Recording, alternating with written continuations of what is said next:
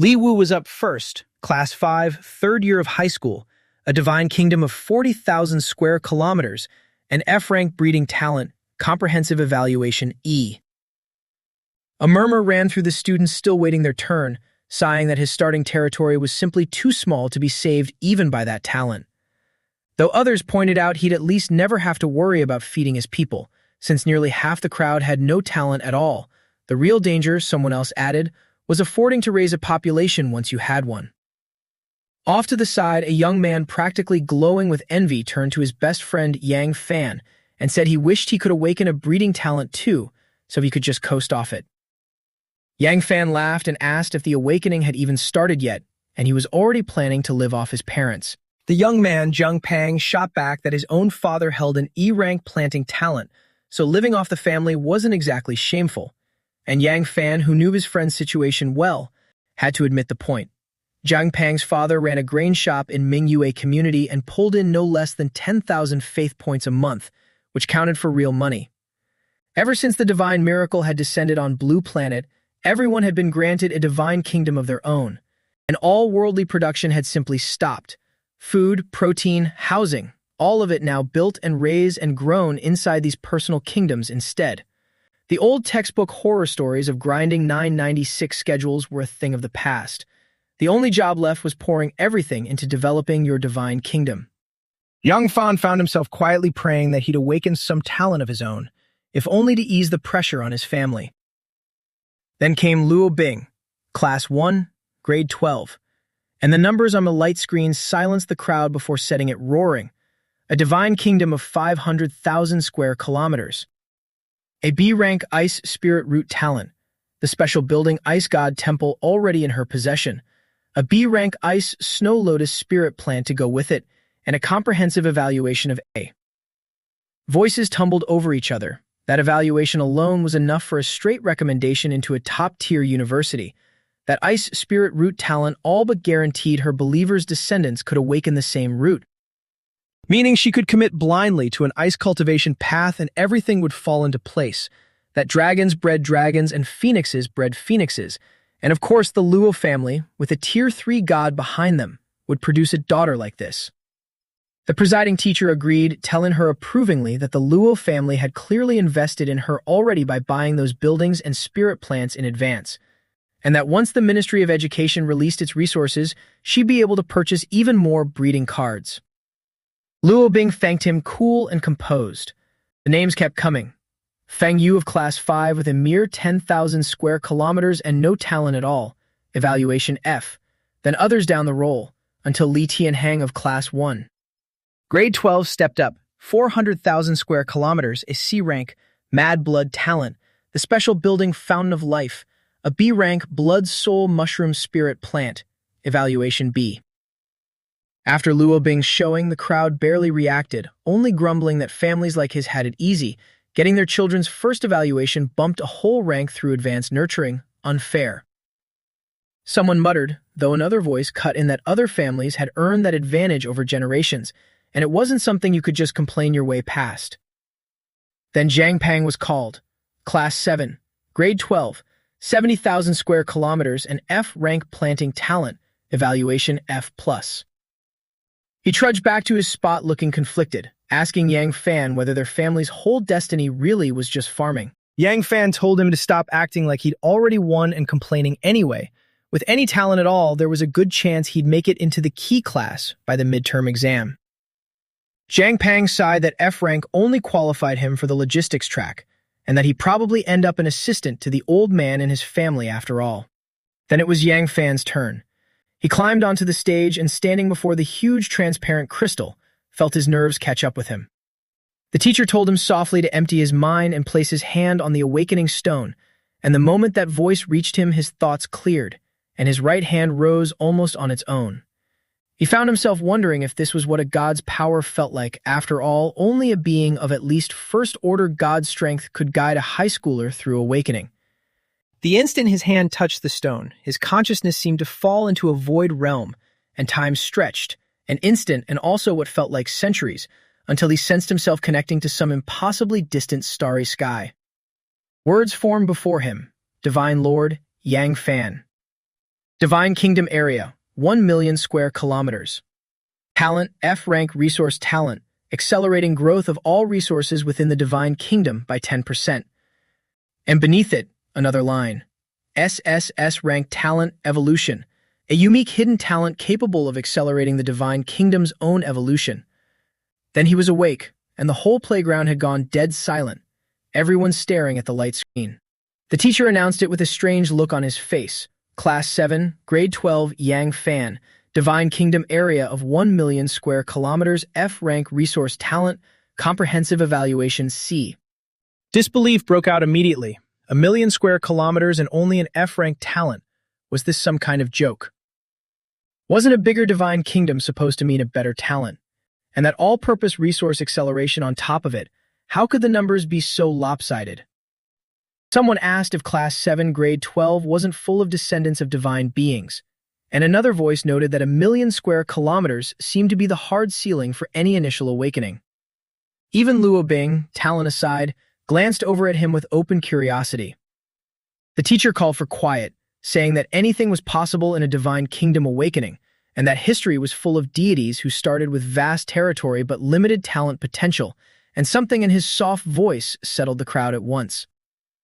Yang Fan walked back to his spot with his head down, his heart churning with the knowledge of that SSS-rank talent, careful not to let a flicker of it show on his face. Jiang Pang slung an arm around his shoulder, marveling that Yang Fan's opening resources beat his own by more than a dozen times, and half-joked that he'd send his own believers over to reclaim wasteland and farm Yang Fan's land, splitting the profits 50-50. Yang Fan forced a natural-looking smile and said that was easy enough to agree to. He thought grimly of the old saying about an innocent man guilty only of holding a treasure. He heard plenty of news stories about deities invading other people's divine kingdoms to strip their resources, even enslaving weaker deities outright, and made a silent vow to never let so much as a fraction of what he'd awoken slip out. The test wrapped up quickly after that. The teacher waved the awakening stone away into his sleeve and told the students that until the college entrance examination, their time was their own.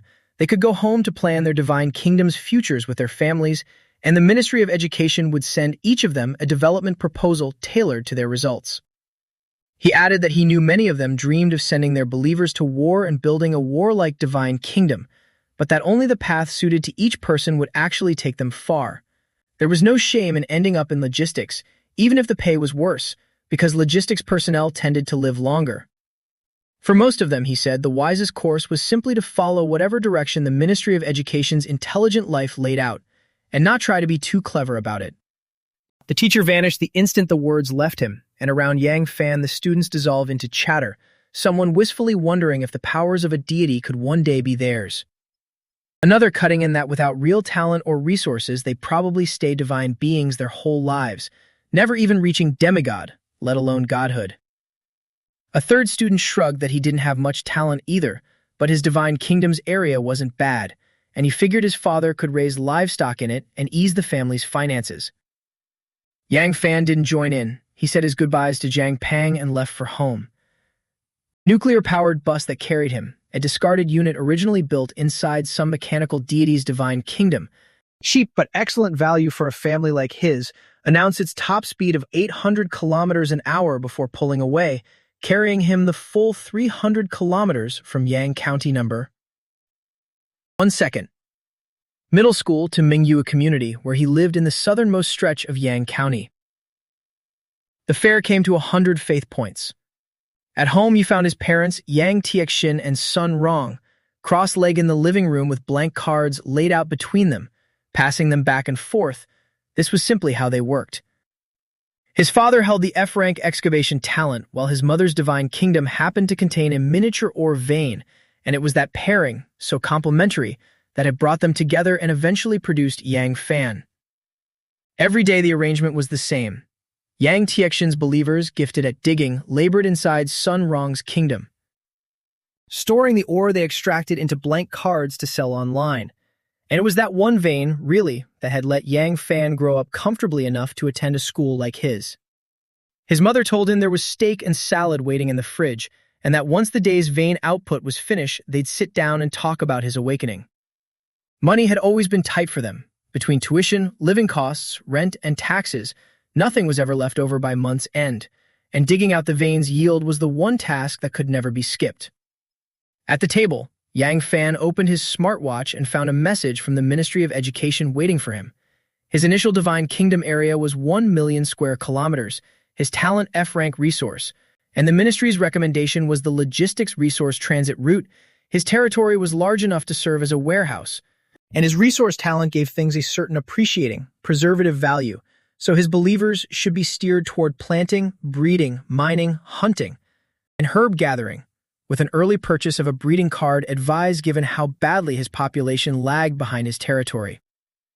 Because he scored a C, the ministry was awarding him 100,000 faith points, tagged for Divine Kingdom development only, unusable for taxes or entertainment, plus a random C-grade building card that couldn't be sold. The instant he opened the attachment, he felt the reward manifest inside his Divine Kingdom. His talent panel now showed the 100,000 faith points and the unused building cards sitting alongside his F-rank resource talent and his hidden SSS-rank evolution talent. He sighed to himself at how generous a once-in-a-lifetime awakening reward could be. His family's monthly income off that one vein was barely over 3,000, and here the ministry had simply handed him 100,000 at once. He knew distantly why such windfalls had once tempted people into schemes, even severing father-son ties after cashing in, and why the ministry now restricted the money strictly to Divine Kingdom development.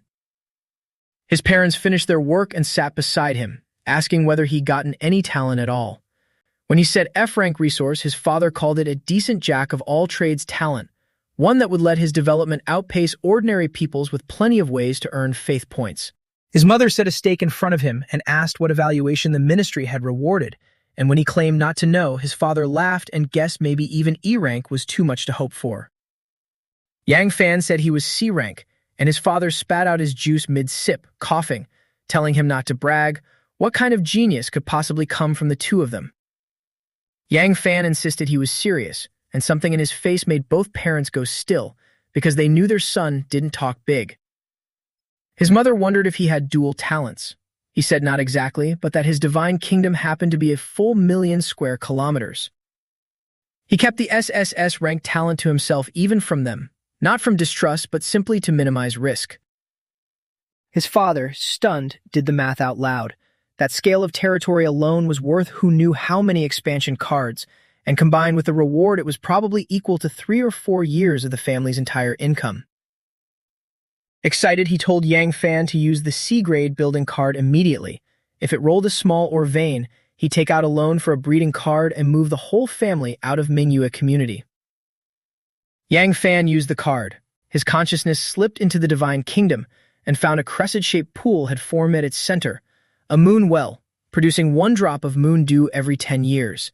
Dew with weak detoxifying, weak healing, and weak body-strengthening properties that could gradually alter one's physique with long-term use.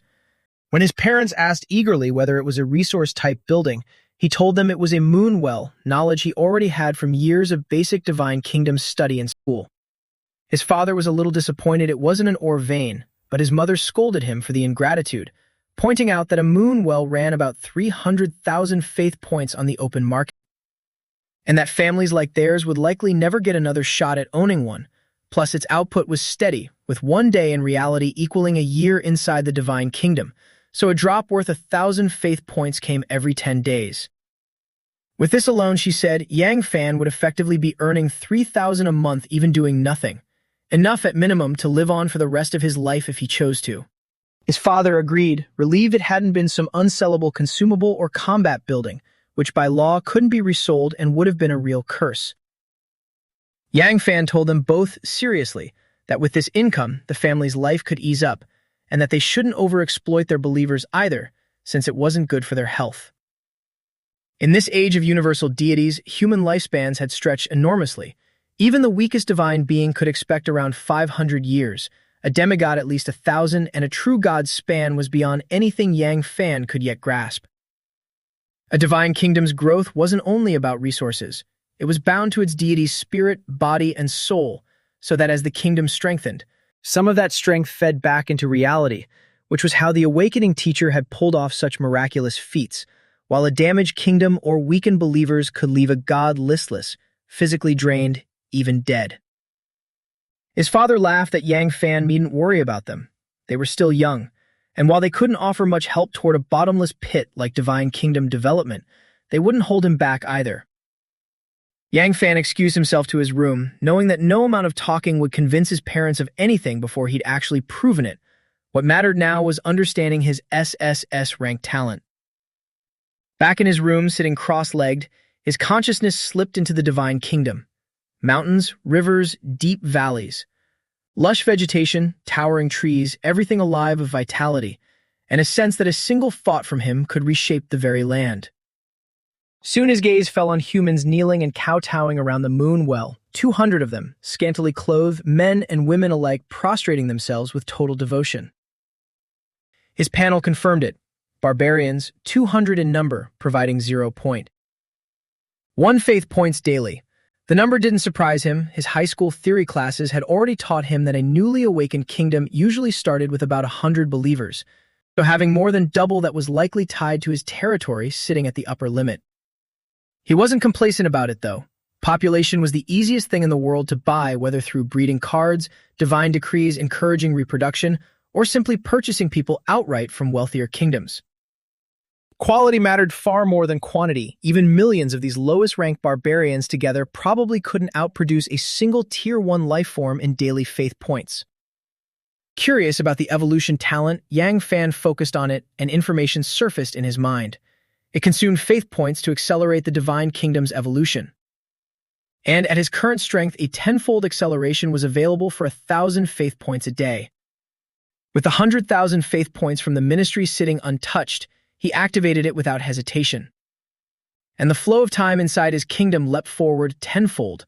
The men set out to hunt, the women gathered fruit, and at night the tribe paired off to reproduce. 2 hours later in reality, he returned to find the area around the moon well transformed. A cleared space fenced by scavenged wood, a simple thatch hut rising within it. 1 day outside equaled a year inside under tenfold acceleration, and already the settlement had begun to look like a genuine tribe. What caught his attention most was the moon dew already condensing in the well, a single drop worth 1,000 faith points, and he realized that a lone C-rank building could already offset his evolution costs. If he had more resource buildings like it, he thought, the wealth would only compound. 10 times the resource gathering of anyone else. The longer this went on, the more terrifying the advantage would become. He took a breath to steady the excitement rising in his chest. With the evolution talent's function understood, the next step was full-scale development. Tapping his watch, he opened a light blue interface offering sections for news, chat, shopping, entertainment, Divine Kingdom simulation battle, God Forum, and more. In shopping, an overwhelming array of goods appeared. 10,000 unranked antelopes for 100 faith points from a company called Amian, quarantine cleared and healthy, with the transmission fee waived above 100,000 units. 10 tons of ordinary iron ore for 500. An F-rank breeding card guaranteeing a 50% breeding bonus for 10 years and a 30% boost to newborn survival, price at 5,000. 1,000 ordinary peach trees for 100. Decorative and abundant yielding, useful for feeding believers. 1,000 F-rank spiritual frost mushrooms for 20,000. The sheer volume left him dizzy, and he asked the interface to filter for what his current development actually needed. It replied with a profile, newly awakened, F-rank resource talent, 1 million square kilometers, 100,000 point ministry reward, and recommended an F-rank breeding card, along with cheap logistics-oriented purchases. Planting manuals, elementary herb gathering and hunting knowledge, basic architecture, 100,000 kilograms of fertile soil, all suited to someone the system pegged as ideal logistics material. It also strongly recommended the federal body refinement technique, calling it federally subsidized and extremely cost-effective, then asked for a more specific development direction. Yang Fan gave a wry smile at being steered toward logistics despite his hidden talent. Life class paths like planting, mining, and animal husbandry, pushed to their absolute limit, only produced a wealthy old man who still ended up doing chores for combat-capable kingdoms and relying on their protection. Life class deities were in the end generally vassals to combat class ones.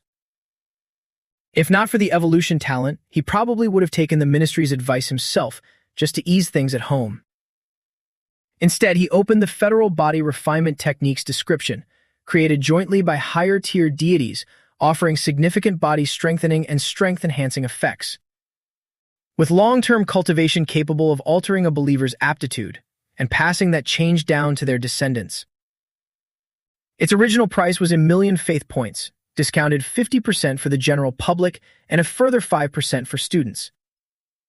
The listing noted it would benefit any future path, martial arts, immortal cultivation, mechanical ascension, even a purely logistics route by sharply improving efficiency, though it warned that cultivating it demanded large quantities of meat, so resource supply needed careful attention to avoid wrecking the divine kingdom's ecology.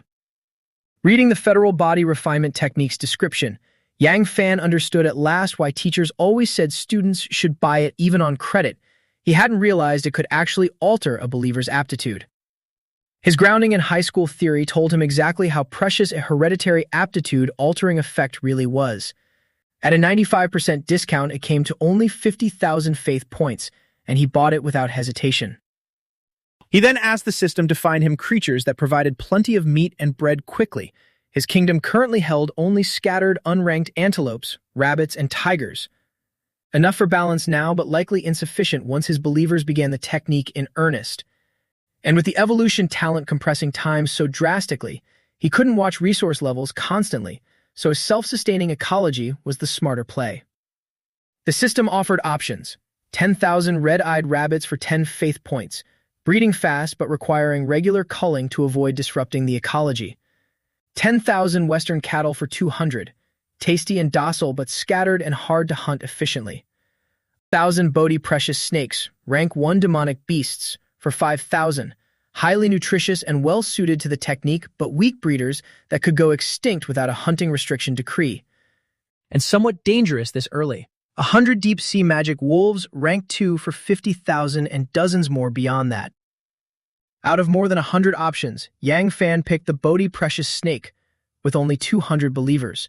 He didn't even dare place the 1,000 snakes anywhere near the moon well, and extinction wasn't a near-term worry once the technique took hold and he could issue a hunting decree. He kept browsing, spending 10 faith points on 10 stone houses, 1,000 on 100,000 antelopes, and picking up the cheapest available skill books: basic construction, tool use, weaving, planting, gathering. He bought cheap across the board. With the evolution talent, the believers would naturally work out their own experience over time, so there was no need to burn faith points on advanced skills. Even without these basics, they'd eventually figure it out on their own, but he couldn't stand watching his half-clothed believers struggle any longer than necessary, so he nudged things along. In total, he'd spent 60,000 faith points, leaving less than 40,000 of the ministry's reward.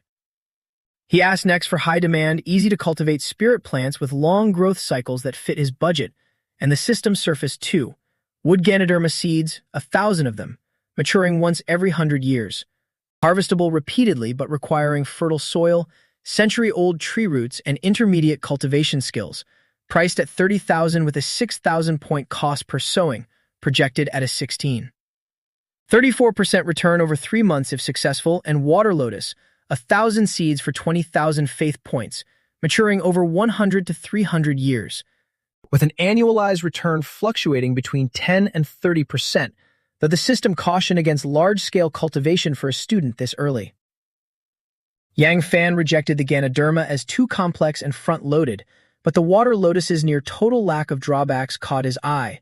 It paired perfectly with the evolution talent, letting him pull in up to 2,000 faith points a month and double his investment in under a year. Pure profit.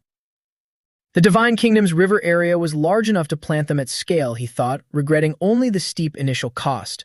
20,000 faith points would have taken his family half a year of scrimping to save, and without the ministry's reward, he wouldn't have qualified for the investment at all. He clicked purchase, reminding himself that federal law protected a student's divine kingdom from invasion as long as he didn't invade anyone else's first. A full year of high school and 4 more of university gave him plenty of time to develop, using the evolution talent to invest, then channeling the returns into strengthening his believers on the road toward demigod or even godhood. The system's synthesized voice reminded him that by law, faith points from a ministry reward could only be spent inside his own divine kingdom, never resold or gifted, under threat of criminal liability, and asked him to sign an informed consent form. He signed. Within 5 minutes, his inbox filled with new messages.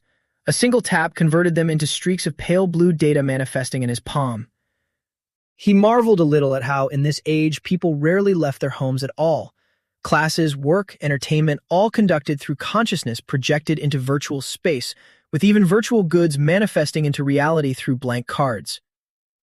He projected himself back into the divine kingdom and placed the Bodhi precious snakes 100 kilometers from the moon well, then split the 100,000 antelopes, 50,000 to the east and west of the well. 50,000 around the snakes as their food supply, counting on the antelope's own breeding capacity to sustain the base population despite sitting at the bottom of the food chain.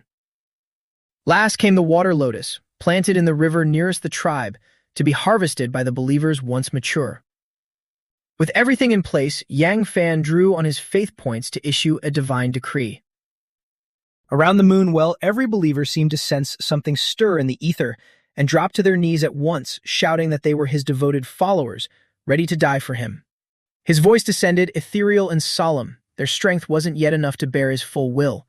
The divine kingdom was still in its initial awakening, weak and unready for heavy responsibility. But from that day, he would grant them a cultivation method, the federal body refinement technique, along with foundational skills, the groundwork for everything to come. Diligence alone, he told them, would let them transform. The believers thanked him in unison as a curtain of golden light descended, sinking into each of their brows. Once the transmission finished, 10 stone houses rose beside the moon well at his thought. He told them the well itself would reduce disease and disaster within their tribe, conceiving a drop of moon dew every 10 years that must never be taken without his decree. That 100 kilometers off lived the Bodhi precious snake, a first-order Yao beast far beyond their current strength, to be hunted only once their technique bore fruit, and that in the great river he had placed water lotus, maturing over a century to 3, to be checked regularly and harvested into the warehouse once ready. The believers swore obedience, their eyes free of greed, holding only piety. Worldly desire wasn't foreign to them, but toward their God they wouldn't dare overstep even slightly, a compulsion carved into their very souls. The golden light faded as the decree concluded. His panel now read, Territory 1 million square kilometers, F-rank resource talent, the hidden SSS-rank evolution talent, 600 barbarian believers, the federal body refinement technique as their method, 17,788 faith points with a daily yield of 0.0005, the moon well as his building, and assets of 2,210 Bodhi precious snakes, alongside 1,000 water lotus. Satisfied, Yang Fan decided not to buy anything further for now. He needed to preserve faith points to keep fueling the kingdom's evolution. It was the first time in months he'd left the house at all, thanks to the awakening and exhaustion caught up with him. He collapsed into bed and slept straight through to dawn, waking refreshed, his body noticeably sturdier. He'd expected as much.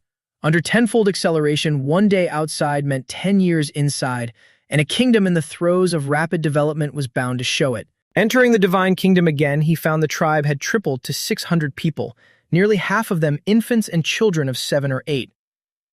Thanks to the abundant antelope population he'd seeded and the moon well's effect on lowering illness-related deaths. Cultivating the federal body refinement technique had also left both adults and children visibly sturdier and more energetic than before. The well had condensed another drop of moon dew, though he decided not to sell it yet, too small a quantity, with the marketplace's handling fees eating too much of the profit.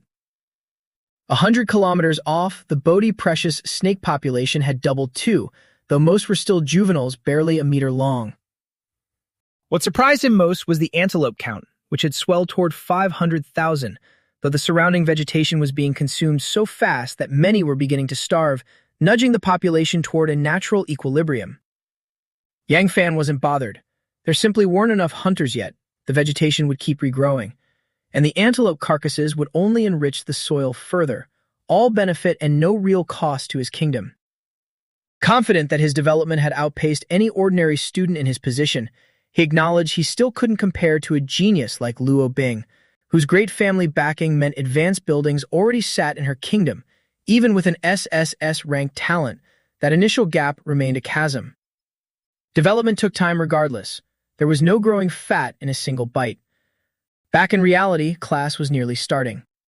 He pulled a helmet from under his bed and slipped into the virtual world, where classmates were already trading stories, one bragging that a breeding card had added 30 believers overnight, another lamenting a starting population of only 50, a third arguing that population barely mattered since resources alone could take anyone to millions by graduation. What mattered was making believers stronger. Someone else mentioned 50,000 faith points transferred by a parent for the federal body refinement technique. Another said the same, and a third teased that the ministry had rewarded them an E-rank building and dared the others to guess what it was. The whole class buzzed with the excitement of having become divine beings only the day before. Zhang Pang waved him over from the third row, immediately pressing him to reveal what the ministry had rewarded him with, given his standout C-rank evaluation. Yang Fan told him plainly, 100,000 faith points and a C-rank building, since there was no real reason to hide it. Zhang Pang assumed he already bought good things with it, full of envy despite his own family's comfortable standing. 100,000 was still a serious sum. Yang Fan brushed it off lightly. Asked what the building had turned out to be, he said a moon well, and Zhang Pang gave him a thumbs up. Not bad for someone who hadn't even graduated yet, already pulling in 3,000 faith points a month. The moon well was a familiar sight to everyone. Even textbooks described low-tier deities who'd built tens of thousands of them as a long-term investment strategy. Just then, Li Qingying, homeroom teacher of Class 7, Grade 12, and a First-Order God, stepped up to the podium with quiet grace. And the whole class rose to greet her before she waved them back down and, with a gesture, conjured a glowing blue blackboard behind her, writing out 4 large characters, Divine Being. Li Qingying congratulated the class on their awakening, singling out 3 students for praise, Yang Fan and Li Shuhao at C grade, Wang Jinyu at D grade. Though the awakening carried a degree of randomness, she said, luck itself counted as a form of strength in this world, and she was proud of them. Every student in Class 7 came from an ordinary background, so 2 C grades and a D grade genuinely satisfied her. The rest of the class looked on the 3 with envy, not for the evaluations themselves, but for the resource allocation those evaluations represented from the ministry, which, even though it couldn't be spent freely, still eased the burden on their families in a roundabout way. Since the dawn of the Age of Gods, she reminded them, human lifespan had grown enormously, and they were still young. They shouldn't fixate on momentary gains and losses and lose sight of their real goals. She began the lesson by pointing to the 4 characters on the board and asking what a divine being actually was.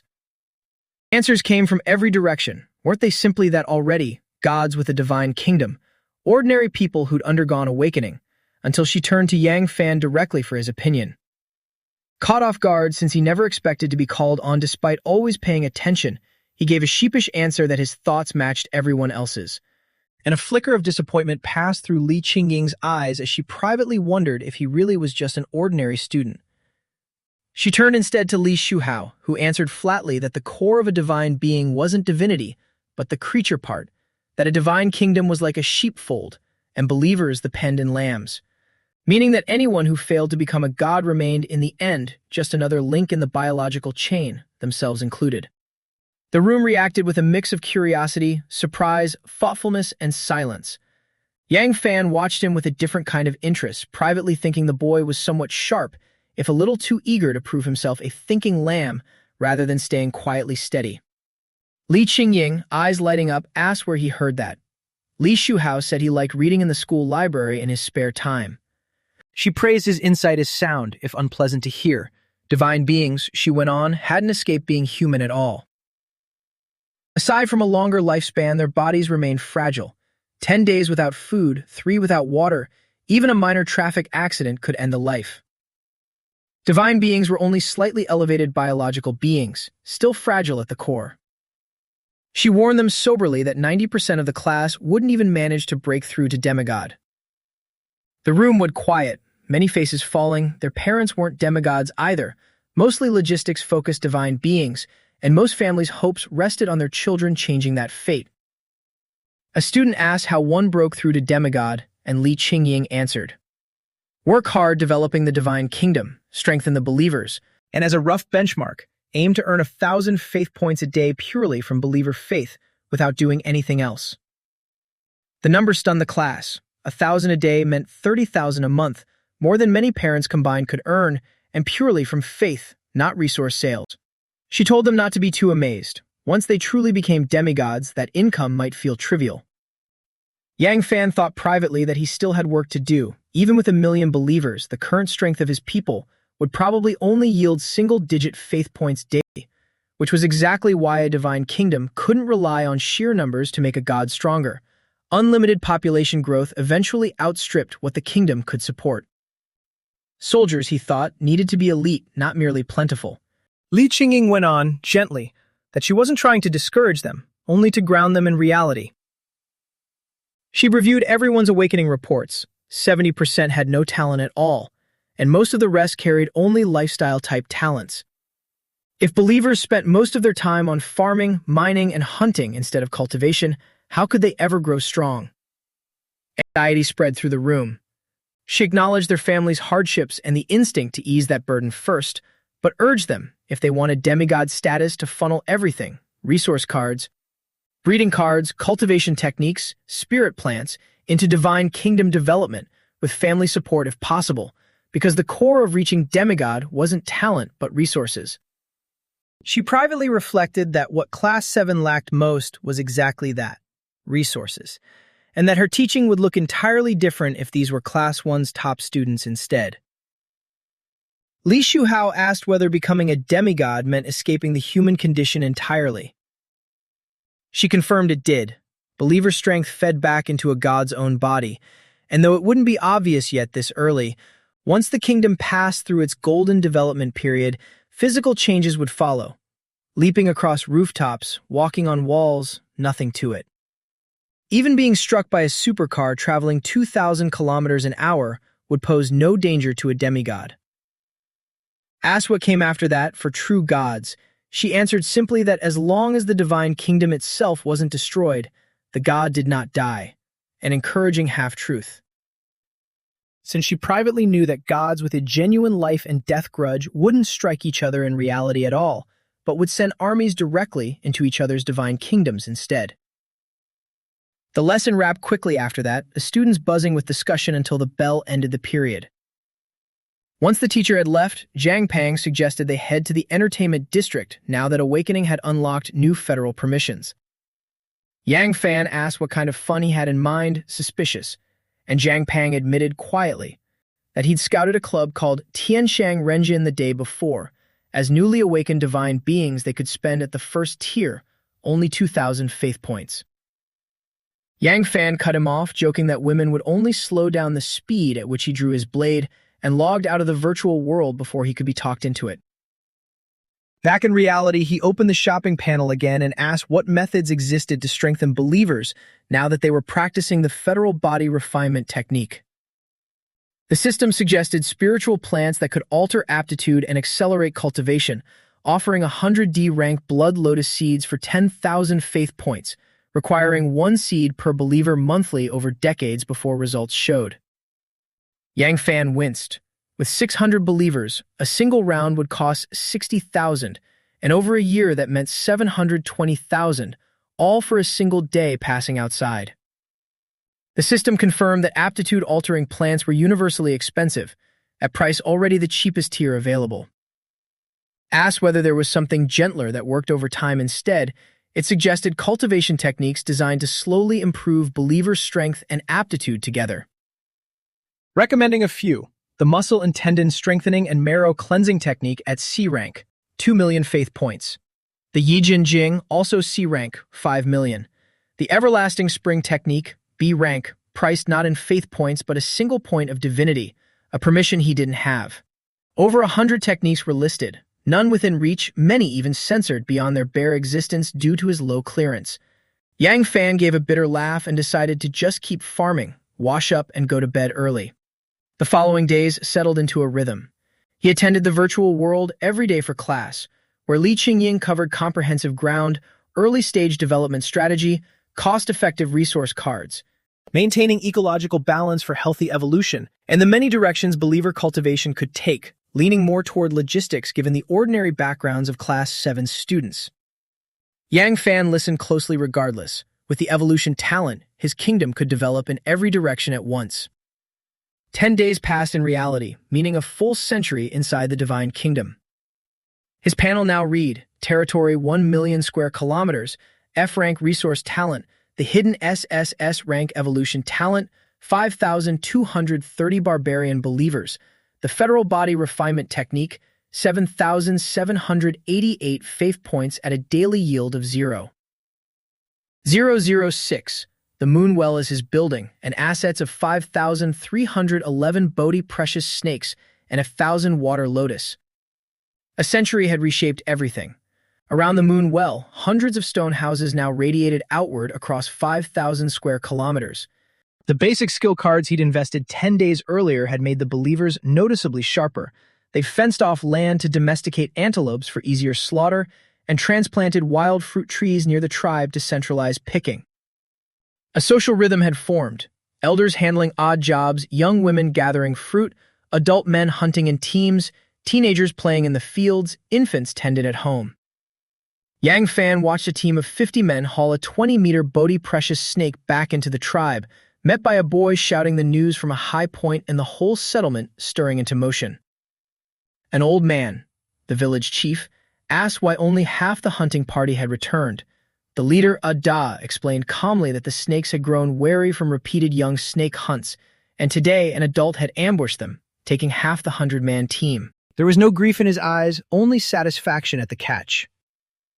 The chief praised the harvest, noting an adult treasure snake's powerful medicinal value, ordering it diluted heavily for the children and the hunting grounds left alone for the coming months.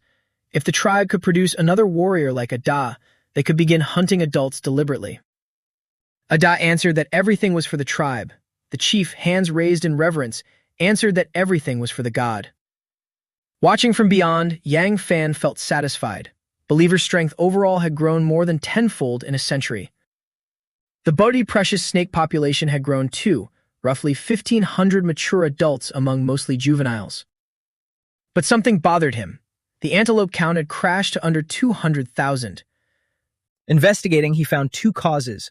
The believers' growing numbers and their practice of the federal body refinement technique had driven meat consumption up exponentially. A problem the previous village chief had caught 30 years earlier and begun addressing through hunting restrictions and partial domestication. And the Bodhi precious snakes themselves, despite being first-tier demonic beasts, lacked the intelligence to avoid overfishing their own food supply. Eating and sleeping in an endless, unthinking cycle, without the tribe periodically culling the young ones, their numbers would have already begun wrecking the ecological chain. Yang Fan concluded the divine kingdom's biodiversity was still too thin and its food chain too unstable, and resolved to buy grass seeds so herbivores like the antelope would have more to eat. Back in reality, he went shopping. 6-leaf clover seed, able to cover 100,000 square kilometers, fast-growing, self-limiting once density got high enough that plants competed for water, priced at 200 faith points. Bought. 10,000 unranked wild boars for 300. Bought. 1,000 unranked tigers for 400. 100,000 hamsters for 300. 100 million earthworms to fertilize the soil and boost vegetation growth for 100, all bought. In total, he spent close to 3,000 faith points sweeping up unranked wild beasts of every kind. These beasts weren't believers. They'd simply live and hunt and breed on instinct, and over decades or centuries, some might even go extinct. Yang Fan wasn't concerned. Unranked creatures cost almost nothing, and extinction was simply part of ecological evolution. Li Qingying had warned in class that investing resource cards required care with intensity. Introducing rank 2 or higher beings too early could bring disaster. Lower ranked species, by contrast, were better bought in bulk. A god needn't intervene, since any species that went extinct had simply proven unfit, weeded out naturally. Disaster wasn't always better on the path of divine kingdom development. Time mattered just as much. He hesitated slightly, then bought 100 Dark Knight vultures, rank 1 demonic beasts, for 3,000 faith points, despite the merchant's note warning against purchasing them within a divine kingdom's first century, since they frequently preyed on human infants.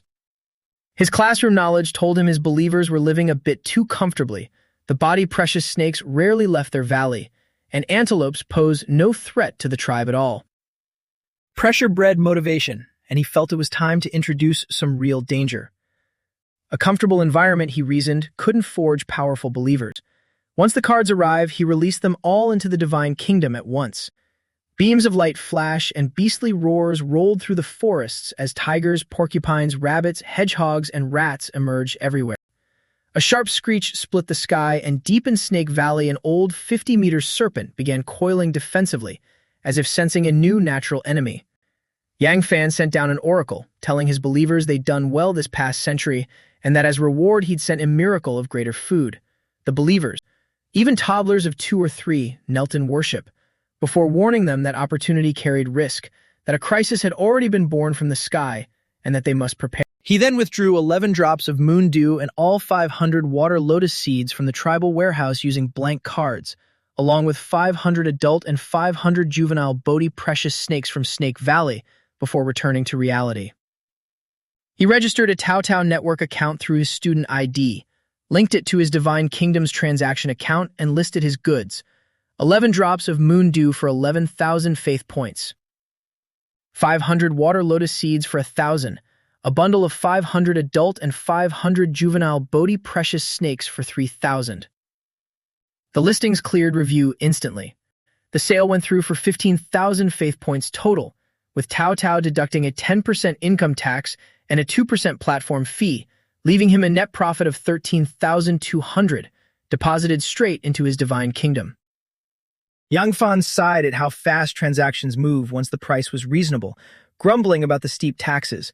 On top of it all, there was an annual poll tax too, and the federal government, he thought, was thorough about collecting. In this digitized, intelligent age, no one, ordinary citizen or high god alike, escaped taxes. Only death and taxes were truly unavoidable. His panel updated. Territory 1 million square kilometers. F-rank resource talent, the hidden SSS-rank evolution talent. 5,230 barbarian believers. The federal body refinement technique. 14,988 faith points at a daily yield of 0. 006, the moon well as his building, and assets of 4,311 Bodhi precious snakes and 100 dark night vultures alongside 1,000 water lotus. Only about 10 days had passed in reality, and he'd already earned 13,200 faith points. If his parents knew, their jaws would drop. Still, he wasn't satisfied. He felt he wasn't yet using his talent to its fullest. If he had a background like Luo Bing's on top of his SSS-rank talent, he thought, he'd be soaring already. He needed to find a way to get more starting capital, a hint of greed flickering in his eyes. With the evolution talent, his earning power was naturally tenfold anyone else's.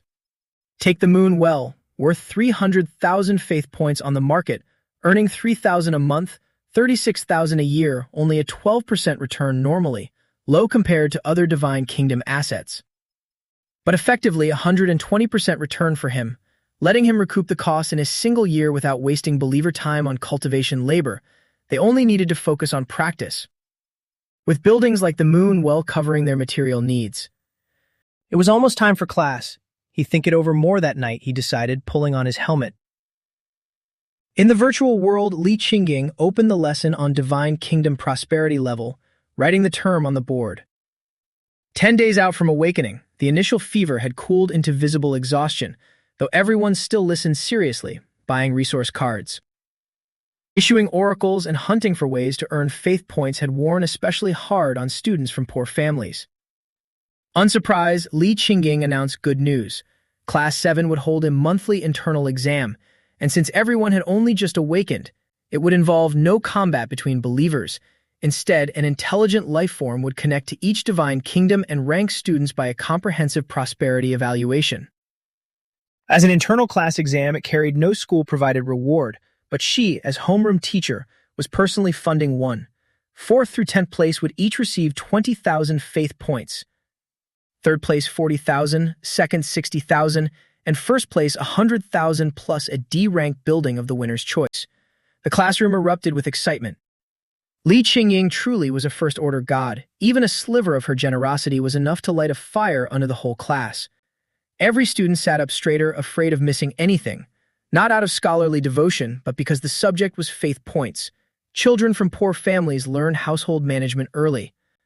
Pleased at how easily she'd mobilized them, Li Qingming continued, explaining that prosperity level was assessed through a standardized federal process centered on believer population and strength, along with the value of a kingdom's land, spiritual plants, and non-believer creatures. A student objected that this just meant whoever invested more scored higher, and she agreed he was largely right. But not entirely. Biological diversity, food chain stability, sustainable development, even the cleanliness and aesthetics of a kingdom all factored in. She warned that a rich second generation, who simply piled up resources mindlessly, might start strong but end up with a bloated, undigested kingdom. Resources mattered, but ordinary students needed to lean harder on their studies to extract every drop of value from what they had. Everyone listened with renewed hope, though she privately knew the deeper truth she hadn't said aloud. No matter how perfectly an ordinary student applied their knowledge, they'd never match those born wealthy, whose wasted resources alone could burst another kingdom's limits. Class had already solidified in this world. Climbing it was nearly impossible. She then delivered real news. She'd successfully petitioned the Ministry of Education to remove Class 7 from the Minor Protection Act, making them eligible for federal fund loans. Yang Fan's eyes lit up. By federal law, citizens couldn't access education fund loans until awakening granted them independent capability. Li Qingming explained, growing more serious, that outside loan companies typically charge over 50% annual interest, while the federal education fund charged zero. Interest only began once a student lost their status, with no principal repayment required in the meantime. This, she said, was an investment the federal government made in every student, possibly the last such investment many of them would ever receive, and she urged them to put it toward their own divine kingdom's development. Loan limits scaled with awakening evaluation: 300,000 for F grade, 1 million for E grade, 2 million for D grade, 5 million for C grade. Someone objected that such a gap effectively locked in the top rankings already. Li Qingming answered that there was no absolute fairness in the world, and that complaining wasted time better spent thinking about how to use limited resources well. The assessment would begin in 10 days. With that, she vanished from the virtual world. Zhang Pang nudged Yang Fan, marveling that a 5 million point interest-free loan with 4 years until graduation practically doubled itself with any reasonable investment, no different from free money. He said, quoting his father's line about staying one step ahead at every stage. Even Zhang Pang, from a comfortable family, looked moved. 5 million faith points could buy out his father's entire grain warehouse. Yang Fan feigned reluctance, muttering that not all of it could go to investment, since sustaining believers required real spending too. Just then he felt someone watching him, Li Shuhao, slowly rising to approach. Yang Fan logged out immediately, leaving Li Shuhao stunned, certain he'd been seen and abruptly avoided. "I won't lose to you in this internal assessment," Wang Zhenyu said nearby, standing to face Li Shuhao. Li Shuhao sighed that Wang Zhenyu shouldn't act so confident and hadn't forgotten that Yang Fan in their class had also gotten a C grade. Wang Zhenyu dismissed the concern. Yang Fan's family background was too poor to provide any support, which he figured was already Yang Fan's ceiling. Li Shuhao countered that his own family was also unremarkable, unlike Wang Zhenyu's father, who held 10 cargo transfer points in Tomorrow neighborhood.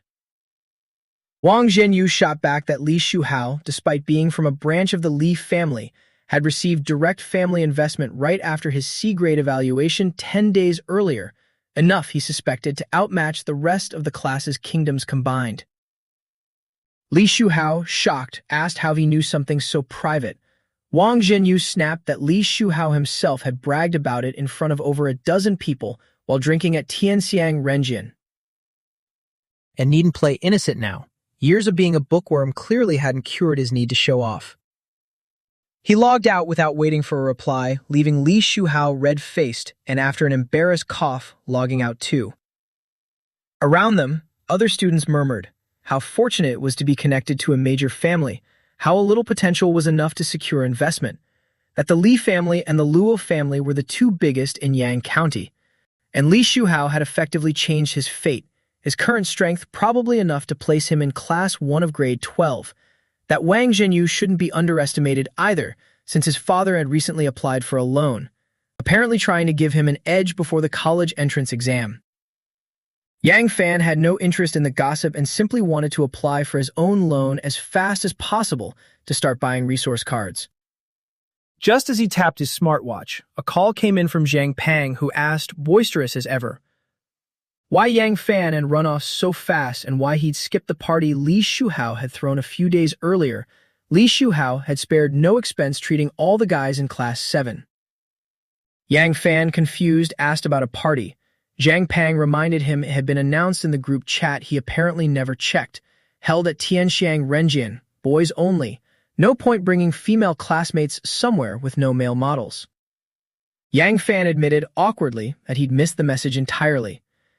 Getting to the point, Zhang Pang said Li Shuhao, unable to reach him directly, wanted to invite him to dinner through Zhang Pang instead. Yang Fan asked why. Though he and Li Shuhao had been classmates for 3 years, both were quiet by nature and never especially close. Zhang Pang explained patiently that Li Shuhao held the C-rank steel body talent, putting him firmly on the combat god kingdom path, which meant he needed a subordinate god kingdom to secure his rear supply. Hence the invitations extended to several classmates with decent talent, all at generous terms. He urged Yang Fan to consider it. Li Shuhao was already recognized as a genius by the Li family, his future well beyond what ordinary classmates could match, and attaching himself to such a rising figure would make his own kingdom safer down the line. His own father, Zhang Pang added, had joined a childhood classmate the same way. More trust came from people who'd known each other since youth. Yang Fan deflected, saying he'd been busy and would think about it later, careful not to refuse outright. Turning down what others saw as an opportunity too bluntly wouldn't fit his low-profile approach. Zhang Pang accepted this, noting that with a C-rank evaluation of his own, Yang Fan could afford to look around. Maybe even Class 1's favored students would extend offers his way, before passing along one more invitation. Dinner at his own house, not in the virtual world, whenever Yang Fan had time. Yang Fan agreed. Zhang Pang's father ran a business in Mingyue community, and the two families had visited each other since childhood, which explained the closeness between the two boys. After the call, Yang Fan opened the federal fund loan page on his watch. It confirmed his limit at 5 million faith points and asked him to sign the informed consent form, dozens of pages condensed by the government into highlighted key points for students. Chief among them the penalty for default, forced assignment to the front lines to produce resources for frontline god kingdoms, unpaid until the debt cleared. When the countdown ran out, he signed decisively. With the evolution talent, he was confident he could double the principal within a year. The risk, to him, was effectively non-existent. The confirmation reminded him the federal government expected the loan to go entirely toward developing his own kingdom, not indulgence or gifting, and gave a fraud hotline just in case. Unlike the ministry's reward, this money he could spend freely. His faith points balance jumped to 5,014,988, still yielding 0.006 daily, and he opened the shopping mall at once. He asked for buildings like the Moonwell, passive income generators that drew on the kingdom's natural passage of time without consuming believer effort, ideally with a slow, beneficial effect on believer physiology. The system returned several. The Sun Spring, a C-rank building producing a drop of sun essence every 10 years, strengthening, detoxifying, worth 1,000 faith points, priced at 300,000. The Ghost Spring, condensing a drop of ghost poison worth 50,000 every century for a 100,000 point price. Though the merchant warned it risked chronic poisoning for weak believers and needed clearing every 1,000 years to avoid a toxic fog zone. The Skeleton Tower, converting animal remains into skeleton soldiers worth 0.1 faith points each, priced at 500,000 with an average 36% return rate, and once B-rank options began appearing, like the 100 Weapons Tower, converting iron ore into sellable cold weapons at a 200 million price tag with a 16% average return. Yang Fan quickly hit pause, noting his current funds capped him at C-rank buildings, and asked for the best combination within reach. The system recommended pairing Moonwells with Sun Springs, a combined 12% return, with long-term placement improving the surrounding environment and aiding the federal body refinement technique. Placed together, the two would gradually merge over 1,000 years inside the kingdom, with a 1 in 10,000 chance of evolving into a special building, the fountain of life, which would sharply boost investment returns if it ever appeared. Curious, Yang Fan asked its price and learned the official recommended value was 1 billion faith points. Severely out of stock and unpurchasable, a building capable of quickly healing anything below 5th rank placed within it, producing a drop of water of life worth 1 million faith points every 10 years, likewise unavailable. He gasped at the description. It was essentially a lottery ticket that once hit made a fortune. He recalled a textbook image of deities filling their kingdoms with countless moon wells, probably sun springs too, on the chance that a single fountain of life might emerge and offset every sunk cost. He remembered too that Li Tianhang of the Li family had actually possessed a fountain of life on Awakening Day, a fact that had shaken him deeply at the time. He wondered just how far these background-backed geniuses had already developed their kingdoms, rubbing his temples under the sudden pressure. With the SSS-rank evolution talent, he didn't believe his own potential was inferior to theirs, but he suspected the current gap between them was far larger than he'd imagined. Others had generations of accumulated wealth. He had a cheat code. The future was long, he told himself, and he could wait. He bought 4 moon wells and 5 sun springs outright too. 7 million faith points gone in an instant without a flicker of regret. Combined with his evolution talent, this alone would net him 300,000 faith points a month. He kept searching, this time for high-yield spirit plants that would improve the kingdom's environment, be easy to plant and harvest without draining believer effort, and stay within 1 million faith points. The system recommended the C-rank spirit plant soul-nourishing wood, extraordinarily easy to keep alive, useful for alchemy, its value rising with age and capable, with long-term planting, of sharpening the clarity and comprehension of nearby creatures. 1,000 seedlings cost 500,000 faith points, though the merchant cautioned that its long growth period made it a magnet for covetous rivals, and that cultivating it in bulk without real backing carried serious risk. Current market rates ran from 510 faith points for a 10-year-old specimen up to 1 million for one aged 10,000 years. Suppressing his excitement, Yang Fan asked if 1,000 seedlings counted as excessive by market standards. The system said it didn't, and he bought them. He added 20,000 water lotus seeds, a random million unranked herbivores, and a 100-year F-rank breeding card, spending over 1 million more faith points in total before finally running out of ideas and stopping, keeping the remainder in reserve for emergencies as his kingdom braced for a fresh wave of development. Back in the Divine Kingdom, resources began loading in. The moon wells and sun springs went in 1-to-1 at the tribe's center, their yin and yang forces neutralizing each other and radiating rich vitality for 100 miles around. The believers who sensed it dropped to their knees in gratitude. Water lotus seeds filled the nearest river completely. 1 million animals were scattered evenly across the whole territory rather than clustered near the tribe. Animals migrated on their own anyway, and even more grass seed couldn't have supported such density in one place. So spreading them across the full 1 million square kilometers effectively used the entire land to support both the tribe and the Bodhi precious snakes. The 1,000 soul-nourishing wood seedlings went into the tribal storehouse. Yang Fan then issued a decree. For the next 100 years, the tribe was to focus fully on development, continuing the federal body refinement technique while also prioritizing reproduction, and to fence off a safe area for planting the 1,000 seedlings, marking it a restricted zone no one could enter. The believers swore obedience wherever they stood, in the tribe or out hunting. He loaded the 100-year F-rank breeding card and returned to reality. Its panel now read, Territory 1 million square kilometers, F-rank resource talent, hidden SSS-rank evolution talent, 5,230 barbarian believers.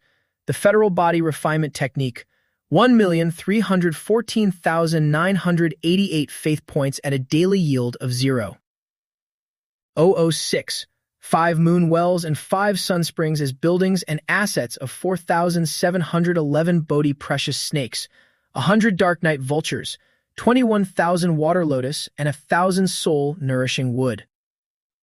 The wells and springs alone guaranteed 300,000 faith points a month. The water lotus would add at least 200,000 more from seed sales, and the snakes and soul-nourishing wood stood as further long-term investments. His baseline income now sat at 500,000 faith points, and he let out a long breath, marveling at how absurd the wealth-generating power of an SSS-rank talent truly was. Without the evolution talent, dumping merely 4 million faith points into these assets would have yielded at most a 1% monthly return, with it 10%.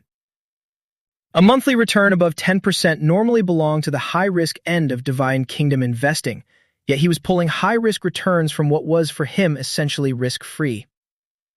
The future looked promising, he thought. His stomach growled, reminding him that though his body had strengthened through the kingdom's development, he still needed to eat. In the living room, his parents were discussing iron ore sales over steak, his father lamenting that ordinary ore prices had dropped so low that half their stock had to go cheap to a buyer named Lord Lin Lang, with returns shrinking further each time, while his mother noted that the heart-nourishing grass she planted had matured and could bring in 2,000 faith points as a small subsidy. Faith points were needed everywhere, his father said. Their son had just awakened, and though he hadn't asked for help, falling behind classmates without some support from home worried him. His mother, hesitant, floated the idea of putting up her micro-iron mine as collateral to give him a boost before the college entrance exam, a hard decision since that mine was the family's very foundation and mortgage interest wasn't cheap. Overhearing this from the stairs, Yang Fan's heart ached. He'd been so absorbed in his kingdom's development that he'd neglected his parents entirely. He told them plainly they didn't need to worry, that he didn't need help from home, and walked over to his father, took his hand, and transferred 100,000 faith points directly through their Divine Kingdom connection. Sensing the change, Yang Tiexin's expression shifted sharply. Why was his son transferring money to him when it should be the other way around? Yang Fan told him straightforwardly that he'd taken out a zero-interest federal fund loan of 5 million. Both his parents froze. 5 million was more faith points than they'd ever seen in their lives. His father asked if the loan limit was really that high, and Yang Fan confirmed it, adding that his kingdom was developing well and that he'd eventually break through to demigod and beyond. They didn't need to worry. His mother waved her hands, insisting that even with an interest-free 5 million, he couldn't spend recklessly during this critical development period. He didn't understand yet how faith points always ran short no matter how much you had. Yang Fan asked her to trust him, asking if she really thought her son was the type to puff himself up for show. He couldn't explain the evolution talent outright, but the 100,000 he'd given them was also meant to stop his parents from overexploiting their own believers. Over the years, their hair had visibly grayed, a sign of wear on their divine kingdoms. His mother said they'd hold the money for him for now, and that if he was truly confident about reaching demigod, they'd consider the mortgage when the time came. Yang Fan nodded, picked up a piece of marbled beef and a glass of fresh juice and returned to his room, wealthier now than probably anyone else in Mingyu community. But without the strength to match it yet, so keeping a low profile remained the wiser course. He'd make sure his parents lived well eventually. In the days that followed, Yang Fan entered the Divine Kingdom more and more often, setting alarms every 2 hours between classes in the virtual world. Under the breeding card's effect, the tribe's population rose to 8,000 in the first decade, 15,000 in the second, 27,000 in the third. By the fourth decade, the population had grown so large that the new village chief led an effort to expand housing. Men, women, young and old working together, and growth slowed to only 30,000 as a result. A baby boom in the fifth decade pushed the population past 45,000, and the sixth decade carried it easily past 50,000. But the rapid growth, combined with the demands of the federal body refinement technique, drove meat consumption to extreme levels. Herbivores like the antelope were being consumed faster than they could recover. The tribe organized a 1,000-strong hunting party to go after the Bodhi precious snake, and in the span of just a few hours' sleep for Yang Fan, the snakes were nearly hunted to extinction. Alarmed, he immediately bought another 10,000 Bodhi precious snakes and issued a decree forbidding overhunting. Yang Fan turned the problem over in his mind, investing so heavily on top of a tenfold evolution rate had thrown the food chain out of balance. Even 1 million herbivores wouldn't be enough at this rate, so he needed to raise the frequency of his alarm and stay ready to pour in resources at any moment. He bought a large batch of grass seed from the mall, horse-holding flower, earthy-smelling grass, green vine, and more. and within a year, these green plants had blanketed the entire divine kingdom. By the 7th decade, the tribe's elders had recognized that the population had grown too large. Everyone living packed together was devastating the surrounding resources faster than waste could be processed, leaving the area foul-smelling and disease-prone. A grand meeting decided to establish 4 branch tribes, roughly 500 kilometers from the main settlement, to disperse the population, with placement determined purely by strength, since only the strong deserved to remain in the main tribe. The tribal chief decreed that if a branch tribe produced a highly talented child, that family of 3 could return to the main settlement. Yang Fan didn't interfere with their decision, though he did buy cheap knowledge on road building and bridge construction to help his believers avoid unnecessary detours.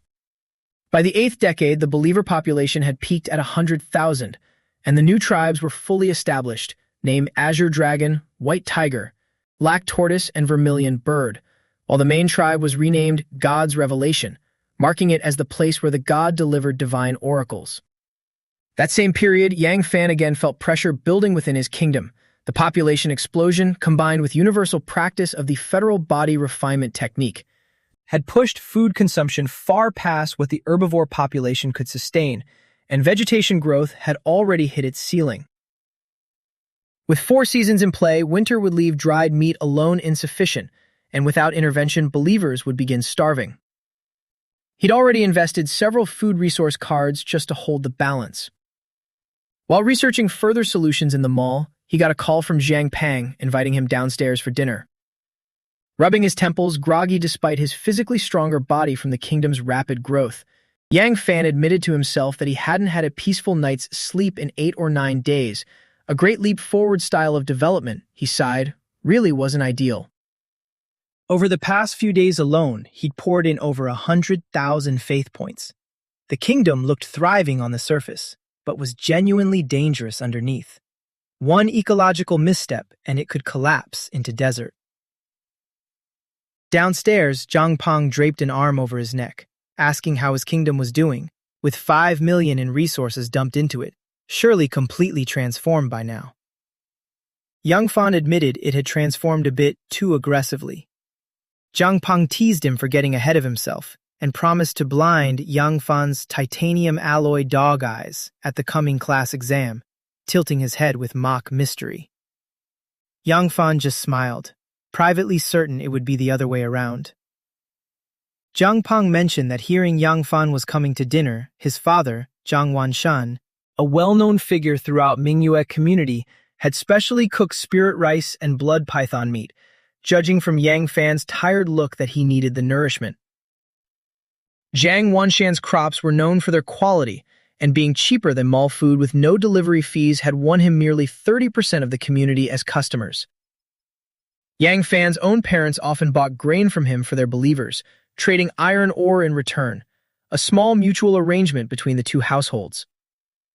At the house, Zhang Wanshan greeted Yang Fan warmly, congratulating him on his C-rank evaluation and calling him the genius of Manhwa community, joking that he hadn't even had the chance to celebrate with him yet, since Yang Fan had been staying in so much. Yang Fan greeted him respectfully as Uncle Zhang, and Zhang Wanshan waved off the formality, sending the 2 boys to wash up before the blood python meat finished cooking. Zhang Pang, Yang Fan knew, came from a single-parent household as a young child, while the family of 3 had been eating together.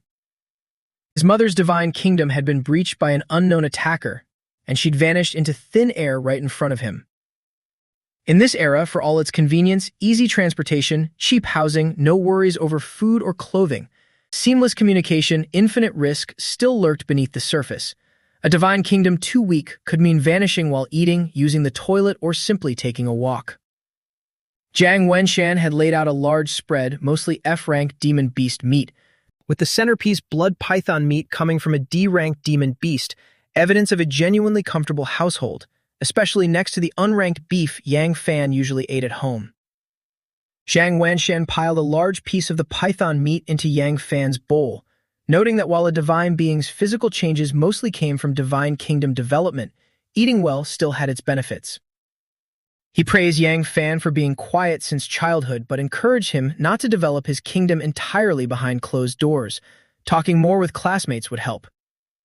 Yang Fan nodded gratefully and asked, as if idly curious, what a good permanent solution looked like if believers needed too much food after taking up the federal body refinement technique, something that wouldn't require constant future investment.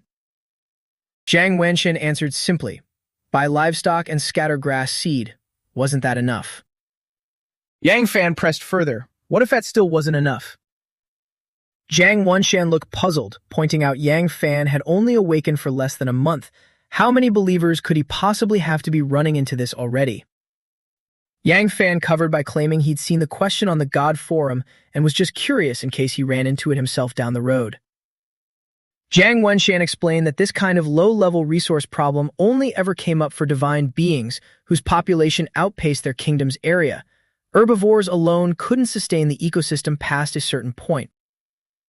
The solution, he said, was to issue a divine oracle clearing wasteland near the towns and plant whatever yielded the most: corn, rice, anything with high output, and if meat ran short, give the believers carbohydrate staples. Not much nutritional value, but enough to fill their bellies. Yang Fan asked whether planting, tending, and harvesting wouldn't eat up too much time, a concern he'd already turned over himself. Since most of his believers had no farming talent and skill cards alone only gave a basic understanding, still leaving the whole process wastefully slow. What he really wanted was for his believers to spend all their time on cultivation instead. Zhang Wenxian went on, explaining that it was a common misconception among newcomers to think a single copy of the federal body refinement technique could turn every believer into a dragon. In a few years, a divine kingdom's population would swell into the hundreds of thousands or millions. Surely not everyone could spend every day cultivating without engaging in production. Humans, being intelligent, knew how to use tools, allocate resources, and divide labor, subconsciously sorting themselves into social classes. A god only needed to issue a decree to sow seeds, and the internal system would naturally push those without talent or strength into administrative work without any need for direct assignment. 90% of any divine kingdom's believers, he said, were essentially consumables. Their role was to keep production running and earn faith points for their god. Another 5% were talented enough to eventually break through into rank 1, rank 2, or higher life forms through cultivation. And the final 5% would grow stronger still, living longer and helping manage the kingdom as a whole. Just like the real world, he said, populations reproduced, classes shifted, and survival of the fittest let a civilization climb gradually. Intervening too much, forcing everyone into hard cultivation, only broke the system. Believers might grow stronger briefly, but only because the god kept feeding faith points into it. And the moment that external support stopped, the system would collapse even faster. Listening, a look of realization crossed Yang Fan's face. His faith point consumption really had been climbing lately. Perhaps the elderly, the weak, the women and children who couldn't obtain enough food were meant to be allowed to die naturally. Simple survival of the fittest within the biological chain, not something a god should meddle in. Zhang Wenxian, taking a sip of wine, continued enthusiastically that these were all minor concerns. Once Yang Fan broke through to demigod, he could sign agreements with other divine beings to grow food and gather resources on his behalf, and if strong enough, even conquer another's divine kingdom outright and treat it as his own granary. Yang Fan swallowed hard, asking whether that was even legal. Zhang Wenxian explained that one of his own classmates was a first-order god, and that he himself currently served as that classmate's subordinate god. The source of everything he was telling them. This world, he said, was like a giant arena where divine kingdoms waged war on one another. At any moment, tens or hundreds of millions of believers could be wiped out and a kingdom's core plundered outright. As divine beings, they only saw demigods and gods as untouchably lofty, but reaching that level meant facing even greater cruelty. All of this, he assured them, was distant enough that neither of them needed to worry about invasion before finishing university. Zhang Wenxian, clearly knowledgeable, went on telling Yang Fan and Zhang Peng many stories about demigods and gods, which both boys listened to with great interest. Back home, Yang Fan immediately searched the mall for cereal crops. Corn seeds, 500,000 units for 300 faith points. Drought-resistant, wind-resistant, extremely high yield, strongly filling, no planting requirements. Vegetable seeds, 500,000 for 500, no planting requirements. And, further down, spirit rice seeds, 5,000 units for 50,000 faith points, requiring spiritual energy and spiritual soil in the divine kingdom along with believers skilled as spirit plant farmers. He chose the cheapest corn and vegetable seeds, introduced them into the divine kingdom, and issued a decree. Following Zhang Wanshan's advice, he decided not to interfere too heavily in his believers' life paths going forward. Continuing to buy food indefinitely would only drive the population higher until the kingdom couldn't support them, risking mass death or plague, entirely counterproductive. With a new food source in place, meat consumption finally eased and the ecology began to stabilize. By the 9th decade, the population reached 110,000, and even with the breeding card's boost, expansion slowed. Not from lack of resources, but from environmental constraints. The population density now nearing saturation, requiring major construction to expand the settlements outward before growth could resume. In the 100th year, the breeding card's effect officially wore off. Yang Fan's consciousness entered the divine kingdom once more. What had been a small tribe now resembled a town. God's revelation city stood at the exact center, its life aura thick thanks to the moon well and sun spring. The 4 cities of Azure Dragon, White Tiger, Black Tortoise, and Vermilion Bird sat to the east, west, north, and south, respectively. Snake Valley in the south teemed with Bodhi precious snakes so densely packed that the swarm had begun spreading outward, while dark night vultures circled overhead, looking for openings to strike. Diverse flora and fauna filled the mountains, beast roars echoing constantly. A diverse, stable ecology, with the believer population now at saturation. From here, using the federal body refinement technique as a base, time and resources would gradually strengthen the believers, their deaths, births, and cultivations slowly pushing the civilization forward. His panel now read, Territory 1 million square kilometers, Frank resource talent, hidden SS-rank evolution talent, 110,000 ancient human believers, the federal body refinement technique, 1,070,988 faith points at a daily yield of 0, 55, 5 moon wells and 5 sun springs as buildings, and assets of 27,233 Bodhi precious snakes rank 1 demonic beast, 1. 345 Dark Night Vultures rank 1 demonic beast, 21,000 Water Lotus rank spirit plant, and 1,000 century-old soul nourishing wood key rank spirit plant. After a century of development and steady investment, the believer population hadn't just reached 110,000. Their status had evolved from barbarians to ancient humans. When a divine kingdom first awakened, believers began as barbarians. As civilization matured, stable food, safe housing, city structures, the ability to pass down knowledge, and strength surpassing barbarian limits, their status advanced to ancient humans. Beyond ancient humans came mortal, when intelligence fully developed into a small human society with division of labor, trade, and even schools teaching techniques. Once believers reached mortal, the divine kingdom would tend towards stability, forming a social system that avoided overexploitation and allowed healthy development. Further along, a tiny minority of believers would break through into rank 1 life forms, through martial arts as martial artists, through key cultivation as cultivators, or even through mechanical ascension into intelligent lives. Only once believers moved beyond mortal could a divine being begin the transformation into demigod. That was still far off for Yang Fan. None of his believers had even reached minor achievement in the federal body refinement technique yet. Still, with the evolution talent at work, generations of survival and genetic selection would eventually produce descendants of real natural talent. Yang Fan felt no need to rush. The day had come for Class 7, Grade 12's internal monthly exam. Yang Fan put on his virtual helmet and entered the virtual world, where more than half the class had already gathered, everyone clearly taking the day seriously. He was heading toward Zhang Pang, who was waving him over, when a voice called out, Lai Shu Hao, walking up to greet him warmly, promising a get-together at Tangshan Renjian once the assessment finished. Several classmates nearby looked envious. Lai Shu Hao, a genius recognized by the Lai family, was expected to reach at least demigod eventually, and being personally recruited by him meant a far higher starting point than most could hope for. Yang Fan felt a flicker of reluctance but hid it completely, agreeing simply. A public invitation like that couldn't easily be refused without causing offense. With his evolution talent, all he needed was to lay low and develop quietly. Showing off and stepping on rival geniuses held no appeal for him, since impressing others felt good right up until insufficient strength made it fatal. Le Shuhao said he'd book a private room and send the coordinates later. 15 minutes before class, homeroom teacher Lai Qingying arrived and, once everyone had gathered, snapped her fingers to transform the classroom into a playground with a giant LCD panel at the front. She explained the assessment. An official intelligent life form would connect to each student's divine kingdom and deliver a comprehensive evaluation in compliance with Privacy Clause No. 1068 of federal law, which meant any grade A or above high-value buildings would stay hidden from the display. Divine Kingdom prosperity scores ranged from 0 to 100, higher meaning better. Students would be called in order from lowest to highest awakening evaluation. Matutu, a slightly chubby girl, went first, nervously stepping up as Lai Qingying reassured her that the federal intelligence wasn't aggressive and would simply run a full domain scan once she lowered her kingdom's restrictions. Her results projected onto the screen. 1,532 believers, still barbarians, showing signs of practicing the federal body refinement technique, though 5% suffered minor illness from poor environmental hygiene. Her buildings amounted to 3 grade F plowing fortresses, her assets 100 bloodflower deer and 10,000 3-flower spirit rice. The evaluation noted a stable ecology with abundant food and a genuinely diverse food chain.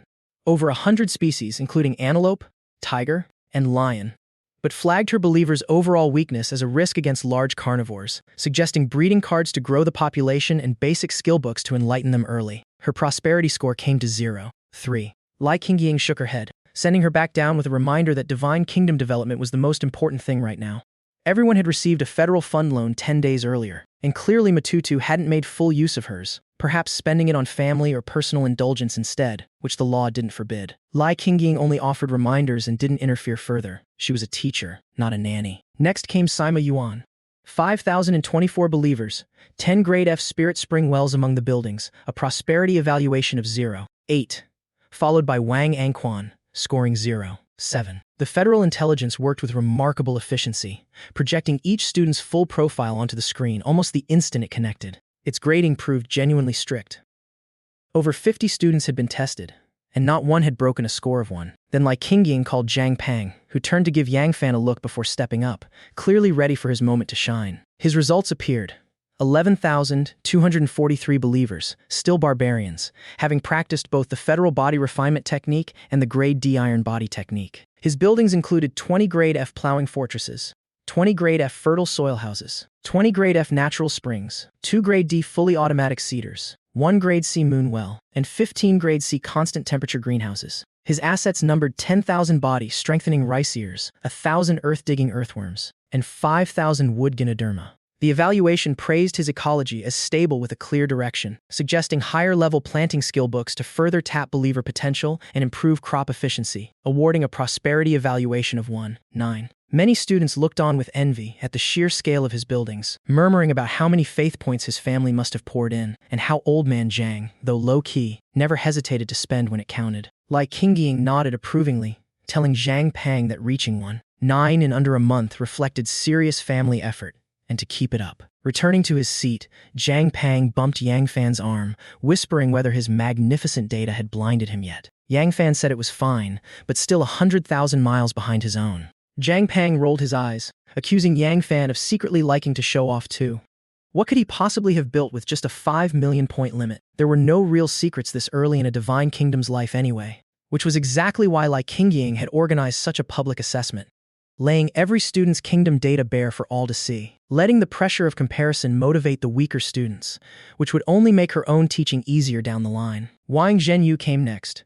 14,223 believers, still barbarians, cultivating the federal body refinement technique along with the grade D body strengthening art and the grade C muscle and tendon strengthening and marrow cleansing technique. His buildings included 10 grade D wine pool and meat forest structures, 10 grade D blood springs, 3 grade C marrow cleansing pools, and 1 grade C shikatsu forest.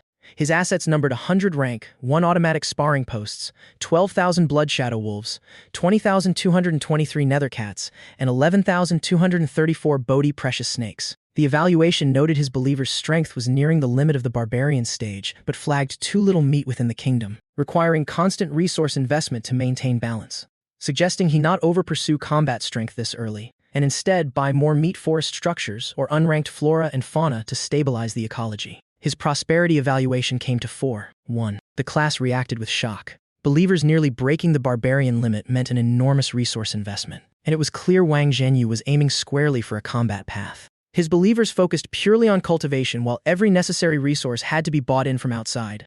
For students from ordinary families, this level of spending was simply unthinkable. Stepping down from the stage, Wang Zhenyu looked over at Lai Shuhao and said that given another 10 days, he was confident he could push his believer's status all the way to ancients. Seeing Wang Zhenyu's fighting spirit, Lai Shuhao felt a flicker of embarrassment, privately wondering whether he'd been showing off too much lately and hoping not to provoke him further. Once a distant, overlooked relative of the Lai family with no living allowance and parents who were mere divine beings. His background hadn't been much better than Yang Fan's, until his key-grade iron body talent awakened and the family welcomed him back, pouring resources into his kingdom without restraint. Geniuses from Class 1 who'd once ignored him now greeted him first. Still under 20, the sudden shift in status had gone somewhat to his head, and showing off had become his greatest pleasure of late. Though lately it had started to feel hollow, and he'd begun reflecting that one shouldn't worry about scarcity so much as inequality, wondering if he'd gone too far in front of old friends. He told Wang Zhenyu that with family investment behind him, his kingdom's early development should still hold an edge, and gave him a quiet heads-up before the test began, knowing the federal intelligence would leave his kingdom with no secrets. Better to prepare him than risk a breakdown. Since his Lai family backing was no secret, even a win here wouldn't cost Wang Zhenyu too much face. People always found ways to comfort themselves that it wasn't a matter of being weaker, just of having a better life. Lai Qingying called Lai Shuhao up. She'd meant to save him for last, expecting his kingdom to be the undisputed top of the class, but the ministry's evaluation order placed him behind Yang Fan, so she couldn't easily rearrange it. His data appeared. 10,323 believers, already ancient people, cultivating the federal body refinement technique alongside the key-grade muscle and tendon strengthening and marrow cleansing technique, the key-grade muscle tendon transformation classic, and 2 D-grade martial arts. His buildings included 50 key-grade wine pool and meat forest structures, 5 key-grade training rooms, 2 key-grade moon wells, 2 key-grade sun springs, and a single B-grade 100 spirits blood pool. His assets ran to 100,000 Bodhi precious snakes and various canned and E-grade spirit plants in massive quantities. The evaluation flagged his ecology as sitting right at a stable threshold, unable to feed his herbivore population even with his fastest breeding plant, and suggested culling his snakes down to 50,000 while diversifying his demonic beast stock to improve his blood pool's output. His prosperity rating came to 12.3. The crowd erupted. A B-grade building, an annualized return as high as 54.6% on blood pills alone. Believers already ancient people within a month when some graduating seniors elsewhere still had barbarians. Lai Shuhao kept his expression composed, privately crediting the 100 spirits blood pool, a gift from Lai family elders upon his recognition, for the speed of it all, thinking to himself how lonely it was to stand at the top, knowing that in half a year he'd be transferred to Class 1 to compete with true monsters, and that these days of showing off among old friends were numbered. Below the stage, Wang Zhenyu clenched and released his fists, no longer conflicted. A gap too large, he reasoned, left no room even for resentment. Lai Shuhao simply had a better life, not superior worth. Yang Fan, less swept up than the others, still felt a pang of envy at the sight of that B-grade building, knowing how exponentially its effects and earning power outstripped anything lower. Zhang Pang, rubbing his hands, asked Yang Fan to put in a good word for him if he ever became Lai Shuhao's subordinate god. But before Yang Fan could answer, Lai Qingying called him up, offering quiet encouragement, not to feel pressured, since in a kingdom's early development resources mattered more than anything, and even in a grade talent born into an ordinary family couldn't outshine a piece of trash from a great one. Kingdom development was a long war. Yang Fan, having already deactivated his tenfold evolution beforehand out of caution. Not that he'd heard of the intelligence leaking secrets, but he wasn't willing to risk it. Lifted his kingdom's restrictions for the scan. His data appeared. 110,000 believers, ancient people, some already at entry level in the federal body refinement technique, 5 moon wells and 5 sun springs, tens of thousands of Bodhi precious snakes and dark night vultures, 21,000 water lotus, 1,000-century-old soul nourishing wood. The evaluation called his food abundant and his ecology stable, praising the development as extremely excellent for an early-stage kingdom, with no suggestions offered. Prosperity rating 22.4. The room erupted into disbelief. A population more than 10 times anyone else's, believers already ancient people, an ecology entirely self-sufficient, leaving Zhang Pang wide-eyed and stunned.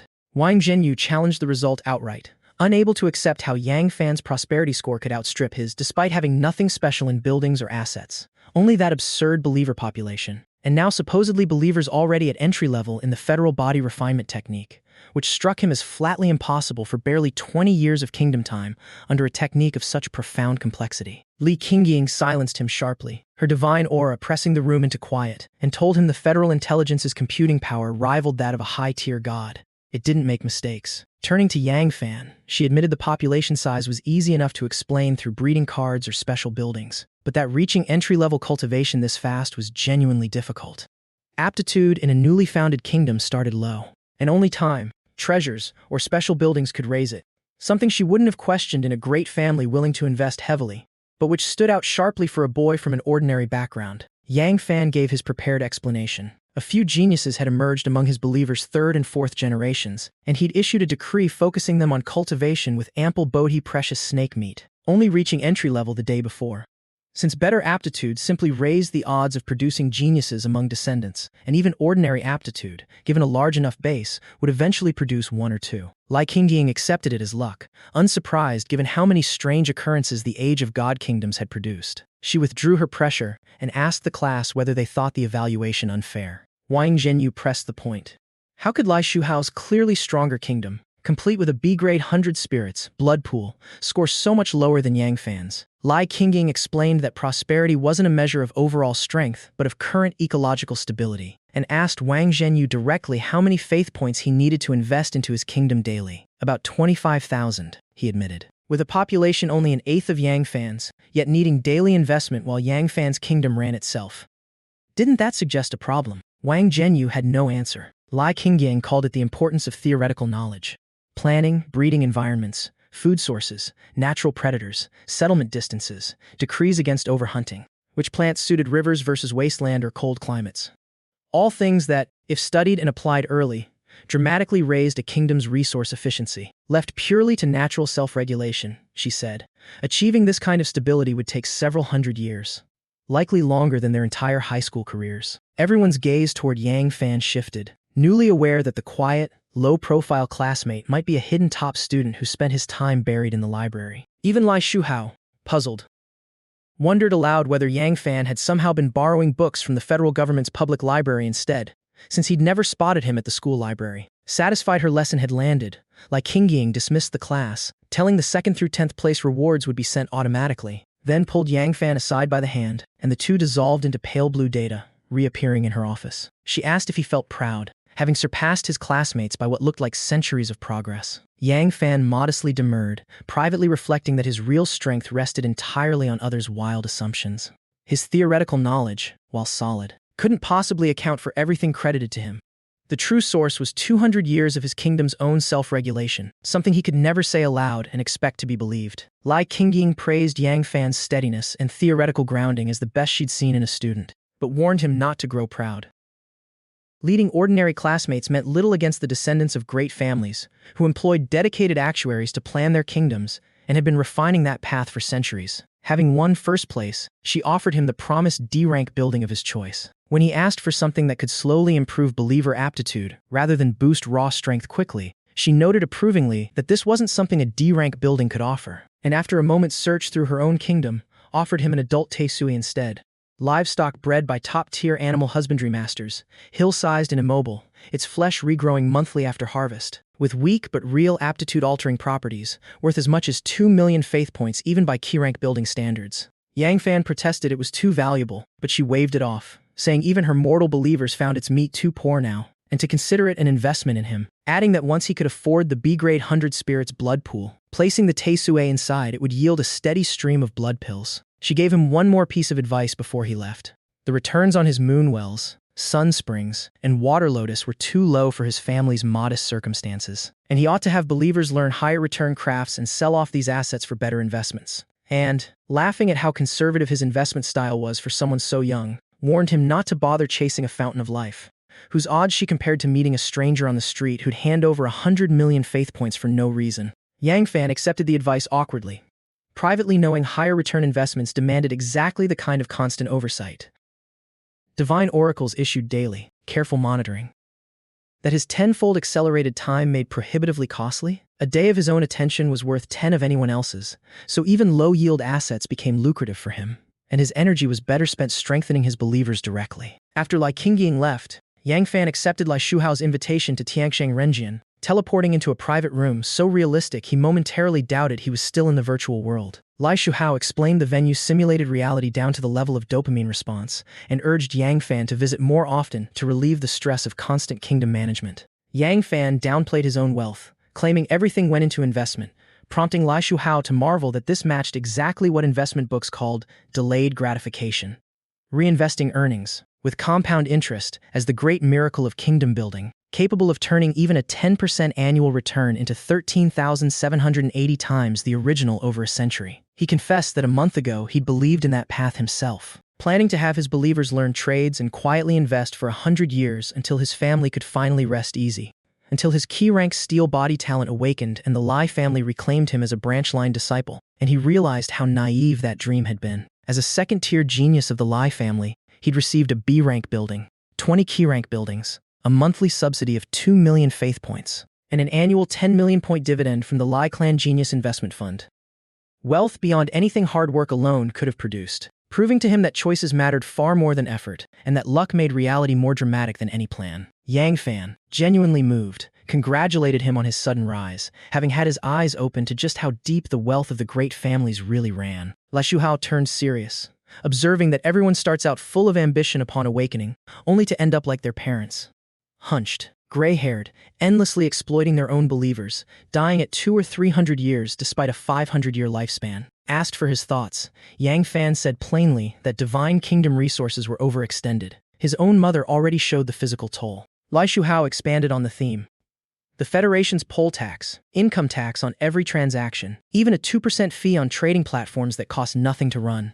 Once graduation stripped away federal law's protection, a god either grew strong enough to stand alone or found a backer, and either path ate away at the beautiful math of compound interest, since an undefended kingdom was just fat meat waiting to be seized along with its owner's life. Yang Fan, genuinely impressed, admitted he hadn't thought that far ahead himself. Lai Shuhao then got to the point. He wanted Yang Fan as his subordinate god, offering terms far better than usual. 100,000 faith points monthly, a B-rank building within a year, and full market price purchase of everything Yang Fan's kingdom produced, transacted via transfer to legally dodge taxes. Puzzled, since subordinate gods usually sold at a steep discount to their protectors, Yang Fan asked why such generosity. Lai Shuhao explained he'd recognized another value in Yang Fan entirely, the talent of an actuary, evidenced by turning 5 million faith points of starting capital into such rapid development in 20 days. He wanted planning help for his own kingdom, not resource extraction, since the Lai family's own actuaries were reimbursed only for their top-tier geniuses, a cost he currently couldn't cover himself. Yang Fan, understanding now that Lai Shuhao had misread him just as Lai Qingying had, asked if he could refuse, explaining he intended to pursue the combat path rather than logistics and doubted he had any real actuary talent. His development, he insisted, involved a fair amount of luck. After a stunned pause, Lai Shuhao accepted gracefully, insisting the friendship stood regardless, and pulled Yang Fan into another room to treat him as host, introducing him to the club's signature service, a row of floating profiles of divine being women available by the night, along with the option of special types, which nearly made Yang Fan choke. Lai Shuhao assured him the staff were real people from reality, not virtual constructs, simply earning a living, and after some hesitation, Yang Fan settled on one named Lu Ruyan. Lai Shuhao, feigning disappointment, paid the fee and withdrew, tactfully leaving Yang Fan alone. Elsewhere, Lai Shuhao sat with a white-haired old man radiating demigod-level aura, asking his opinion of Yang Fan. The old man agreed his talent looked genuinely good, but warned the terms offered had been too generous. Lai Shuhao brushed off the loss, calling him a classmate and admitting he hadn't expected the refusal, and dismissed the old man's suggestion of leveraging Yang Fan's parents instead. Schemes could conquer a person but never win a heart, and kingdom building was a marathon better served by having one more friend than one more enemy. Lai Shuhao, born of an ordinary family himself and lacking the arrogance of true clan children, was more inclined to notice merit in people like Yang Fan. His attendant, addressed only respectfully, reported an application for a 50 million point family loan at 11.2% annual interest only for 5 years before 20 years of equal payments, with the ceiling raisable to 500 million if Lai Shuhao proved himself a first-class genius. Lai Shuhao instructed him to draw the full amount, spend 20 million on 10 adult Tai Sui to feed into his 100 spirits blood pool for a projected 37.6% annual return after interest costs, and use the remaining 30 million to strengthen his believers ahead of the upcoming class placement exam, hoping to earn first-class genius status and a shot at a top university. Meanwhile, after a full night, Yang Fan returned to reality from his encounter with Lu Ruyan, who'd spent an hour talking before business, describing a sick younger brother, a gambling father, a mother who favored sons, a broken home. Moved despite himself, Yang Fan tipped her a drop of moon dew, and the encounter that followed left him marveling at the mysteries of the human body still left to discover. They exchanged contact information before he returned to reality thoroughly exhausted, resolving privately to indulge less often in this particular form of saving people from suffering. Refocusing, Yang Fan placed the Taizui Lai Qingying had given him beside God's revelation city and issued a decree explaining its regenerating meat, with priority distribution to stronger believers. Sensing its output, he realized it alone could cover his entire population's food needs. A genuine treasure at 2 million faith points, meaning he likely wouldn't have to worry about food for a long while, even rendering his earlier grain planting nearly redundant given how well meat suited the federal body refinement technique. He then reactivated his tenfold evolution and returned to reality. His brief taste of pride from earlier crushed anew by witnessing the Lai family's investment in raising geniuses. Even with resource gathering 10 times anyone else's, he had no room for complacency. A month ago his family's income hadn't reached 5,000, and now his minimum net income sat at $500,000, yet he remained unsatisfied. He resolved to use every means available to fill his kingdom, strengthen his believers, and push toward demigod or even God as fast as possible. A call interrupted his thoughts. Zhang Pang, wailing dramatically about being kept in the dark over Yang Fan's 110,000 population kingdom, begging to be adopted as a foster son or at least given development pointers. Yang Fan brushed him off repeatedly before relenting over the following days, finding his friend's theoretical knowledge genuinely poor. Aside from farmland his father Zhang Wanshan had helped set up, the rest of his kingdom was a mess, and spent several days meaningfully improving Zhang Pang's ecosystem, earning his friend's profound, fanboy-level gratitude. Back to his own routine, Yang Fan focused on strengthening his believers, searching the mall for spirit plants or demonic beasts that could slowly alter aptitude over time. Cheaper than the fast-acting variety, since he cared little about time. He found and bought 100 key-grade, 100 spirit peach trees along with resting soil to plant them in, noting they could be propagated further from their pits, and 10,000 spirit fish baby, a Tier 1 demonic beast prized for strengthening physique through long-term consumption, along with an assortment of cheap unranked fish, aquatic plants, shrimp, and pufferfish to build out a simple river ecosystem, leaving natural selection to sort out which combinations thrived. Yang Fan added great rock and peregrine falcon flocks to his kingdom, wanting more aerial predators to check the dark night vulture's dominance of the skies, then issued a decree explaining the new peaches and fish to his believers. His panel showed his territory still at 1 million square kilometers, 110,000 ancient believers, the federal body refinement technique, nearly 1 million faith points at a much improved daily yield of 0.56, his same 5 moon wells and sun springs, and an expanding menagerie of assets including thousands of each new species. 20 days passed in reality. 200 years inside. And just before another sales cycle, Yang Fan felt a surge of power through his own body, several times stronger than before, and rushed his consciousness inward to investigate. His believers had evolved to mortal status, 120,000 strong, now providing 4 daily faith points. The intervening 2 centuries had been eventful. Population had peaked past 240,000 around year 100, straining the food supply until the 4 branch cities revolted against the main city's distribution of Taisue meat. The Rebellion of the Four Kings, a decade-long war that culled the population to 80,000 before ending in a treaty splitting the meat 40/60ths between the main city and the 4 others. Yang Fan, true to his principle of never actively intervening short of outright extinction, had let it play out. War, he reasoned, only made civilization stronger. Nearly a century of peace followed, pushing population back to 180,000 before settling into fluctuation as meat consumption rose with cultivation strength, eventually stabilizing around 120,000 as cities expanded, trade emerged, and laws took hold, marking the transition from ancients to mortals. Satisfied, Yang Fan reflected that the federal body refinement technique alone could only produce rank 1 lifeforms at its peak. Further growth would require purchased techniques and weapons, all requiring more faith points.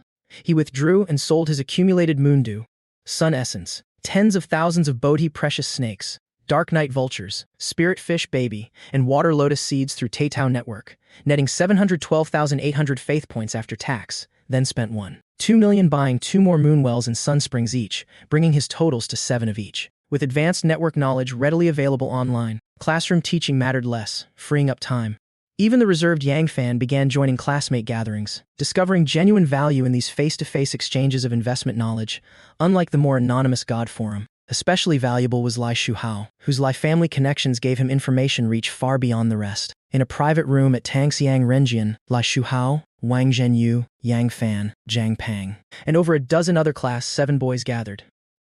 female classmates having stopped attending since real-life familiarity made the venue's usual services awkward. Wang Zhenyu, now firmly following Lai Shuhao's lead and calling him Brother Hao, complained that his believers' meat consumption from a second cultivation technique had outpaced his wine pool and meat forest production, forcing daily mall purchases. A short classmate with livestock talent offered to sell surplus snakes and cattle at a 5% discount to bypass mall taxes, which Wang Zhenyu accepted eagerly for the snakes, though he waved off ordinary meat as useless now that his believers, already ancients, needed higher quality food. The Class 7 boys, now led loosely by Lai Shuhao, had formed a small trading circle, exchanging resources privately to avoid taxes, a practice they considered fair, since the government couldn't reasonably expect friends transferring goods between themselves to pay tax on it. Lai Shuhao suggested Wang Zhenyu buy an adult Teisu despite the 2 million point cost, arguing its long-term aptitude-boosting effect made it far more cost-effective than a meat forest.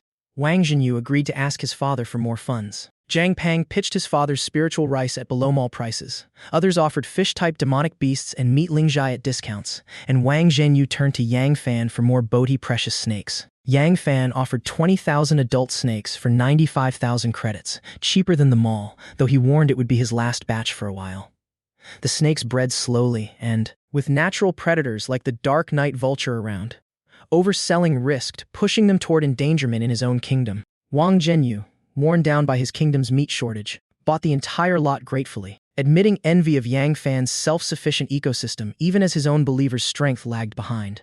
He felt like an overburdened parent to tens of thousands of hungry sons, saved only by his family's continued support. Lai Shuhao changed the subject, asking if Wang Zhenyu's recent effort was in preparation for the upcoming school competition. He confirmed his father had taken out a loan specifically to fund his push. Lai Shuhao explained, to eager questions, that every third-year student would soon participate in a Divine Kingdom War assessment.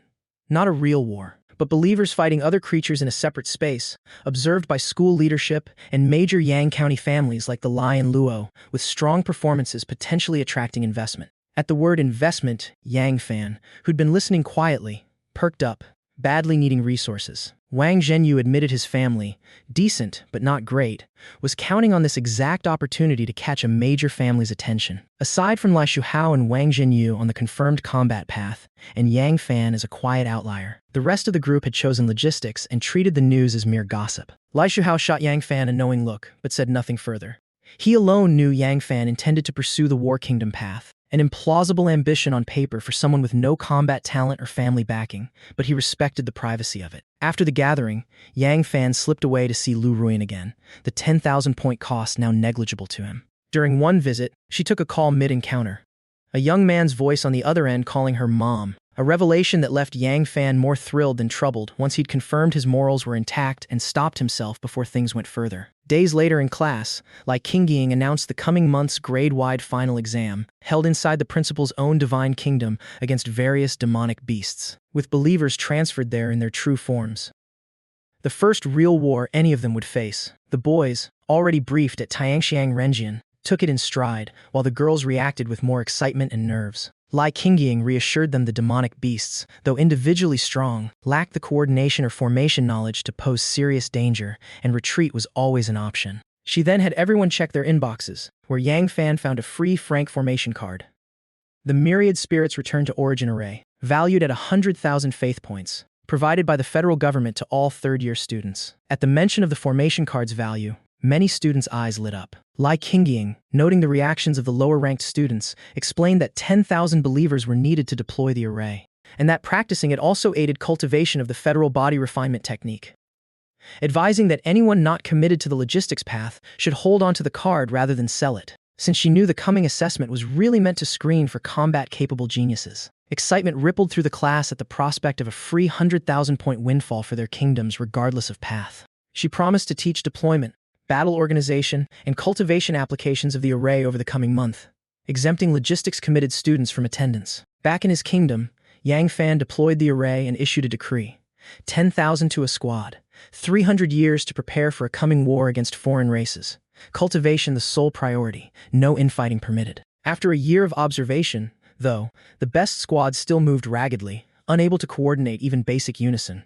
Their aptitude simply too poor, or the array too complex for them alone. Yang Fan searched the God form for guidance and found a consensus. Buy basic formation knowledge for the believers, but the God's own understanding mattered more. Since higher life tier comprehension let a god issue decrees that spared believers unnecessary trial and error, commanding the battle personally during the assessment without formation knowledge risked disaster. Only about a third of the class still showed up to Lai Qingying's subsequent classes, the rest having abandoned the War Kingdom path entirely. Yang Fan listened intently as her teaching. From formation transformations to the movement of the formation I, offense, defense, and cultivation applications, clarified in a single session what he'd struggled with the day before. Even Lai Shuhao, he noticed, was listening just as closely. Projecting into his kingdom again after a day outside 10 years inside, he found little real improvement despite neater lines and issued a decree transmitting the accumulated understanding directly into his believers' minds. Then stayed to watch and correct flaws in real time. His perception compressed like fast-forwarded footage while his own sense of time stayed anchored to reality, sparing him the psychological toll of experiencing a full decade directly. He stayed up until 1 in the morning, and in that single night saved his believers what would otherwise have taken decades to grasp on their own. The experience deepened his understanding of godhood itself. A god shouldn't interfere directly with survival, reproduction, or a stable ecosystem, but shouldn't remain entirely passive either. Natural evolution alone was too slow, risking stagnation, so positive guidance, like teaching a purely beneficial formation, was worth accelerating with every resource available. Strong believers nourished their god in turn, and the god was meant to nourish the kingdom back. A relationship that looked hierarchical on the surface but was, in truth, symbiotic. The kingdom was the god's wealth, and the god was the kingdom's protection. Neglecting it entirely, even with the evolution talent, would eventually leave him mediocre. 10 times the resources meant nothing if his believers' aptitude kept them from ever grasping higher techniques. Multiplying zero progress by any factor still yielded zero. Over the following days, Yang Fan's consciousness stayed almost constantly within the kingdom, refining the array continuously. By year 50, it was solid, tripling a squad's combat power. By year 100, it had no obvious weaknesses against mindless beast attacks. By year 150, believers had begun using it to aid cultivation directly, with military sparring organized across the main cities. By year 200, Taisui meat alone could no longer sustain the growing army, prompting the Emperor of God-awakened City to order the 4 kings to hunt the Bodhi precious snake in Snake Valley. The hunting war against the Bodhi precious snakes lasted 2 full years, with nearly 50,000 adult snakes taken back to the cities. Worth, Yang Fan calculated, some 250,000 faith points. The snake population, having spread across the mountains from the original valley to over 100,000 strong over the centuries, still proved no match for a human race that had mastered the myriad spirits' return to origin array. Bound by an earlier decree, his believers withdrew after culling roughly half the population. Yang Fan let it stand. Needing his believers' strength focused on the upcoming grade-wide assessment more than the snake's survival, and confident he could find other meat sources regardless. He noted, with some rue, how terrifyingly resource-hungry stronger believers became. His own tenfold earning advantage cut both ways, since a kingdom that couldn't sustain itself would also consume 10 times faster. 30 more years passed inside the kingdom. Yang Fan could no longer meaningfully guide the myriad spirits' return to origin array further. Instead, watching his believers practice now taught him things. Over 2 centuries and several generations, the inherited knowledge had given the array not just form but a hint of true spirit. Minor achievement. One day, mid-class, Yang Fan felt sudden physical mutation ripple through his body. Cracking sounds echoing as he forced himself out of the virtual world in cold sweating pain that passed within moments. A Tier 1 being had been born in his kingdom. Testing a punch, he rippled the air itself, marveling at how much stronger a single Tier 1 birth had made him, and wondering just how monstrous demigods or gods must be by comparison. Investigating, he found the new being was the Emperor of Shenki City. Crossing into Tier 1 extended a believer's lifespan by 200 years and, more importantly, produced a marrow-cleansing effect improving future offspring. His panel now showed territory unchanged, both talents intact, a single Tier 1 being alongside 150,000 mortals. Both the federal body refinement technique and the myriad spirits return to origin array now at minor achievement as methods, 833,000 faith points at a daily yield of 2. 6, 7 moonwells and 7 sunsprings, and a sprawling menagerie of tens of thousands of demonic beasts and spirit plants. Yang Fan decided to intervene actively, selling 20,000 each of his Dark Knight vultures, peregrine falcons, and great rocks to buy a full 100,000 adult Bodhi precious snakes for distribution around the 5 cities,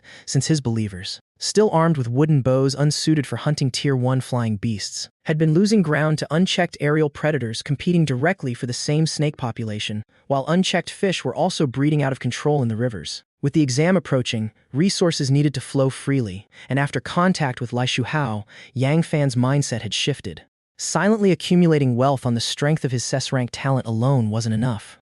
His 500-year lifespan and near-zero starting capital, compared to the great families, demanded he seize real opportunities when they appeared, not merely play it safe. With meat now sufficient, an arms race broke out between the cities ahead of the coming war against alien races. Within a week, 6 Tier 1 beings had been born total. The 5 cities each formed 10,000-strong armies.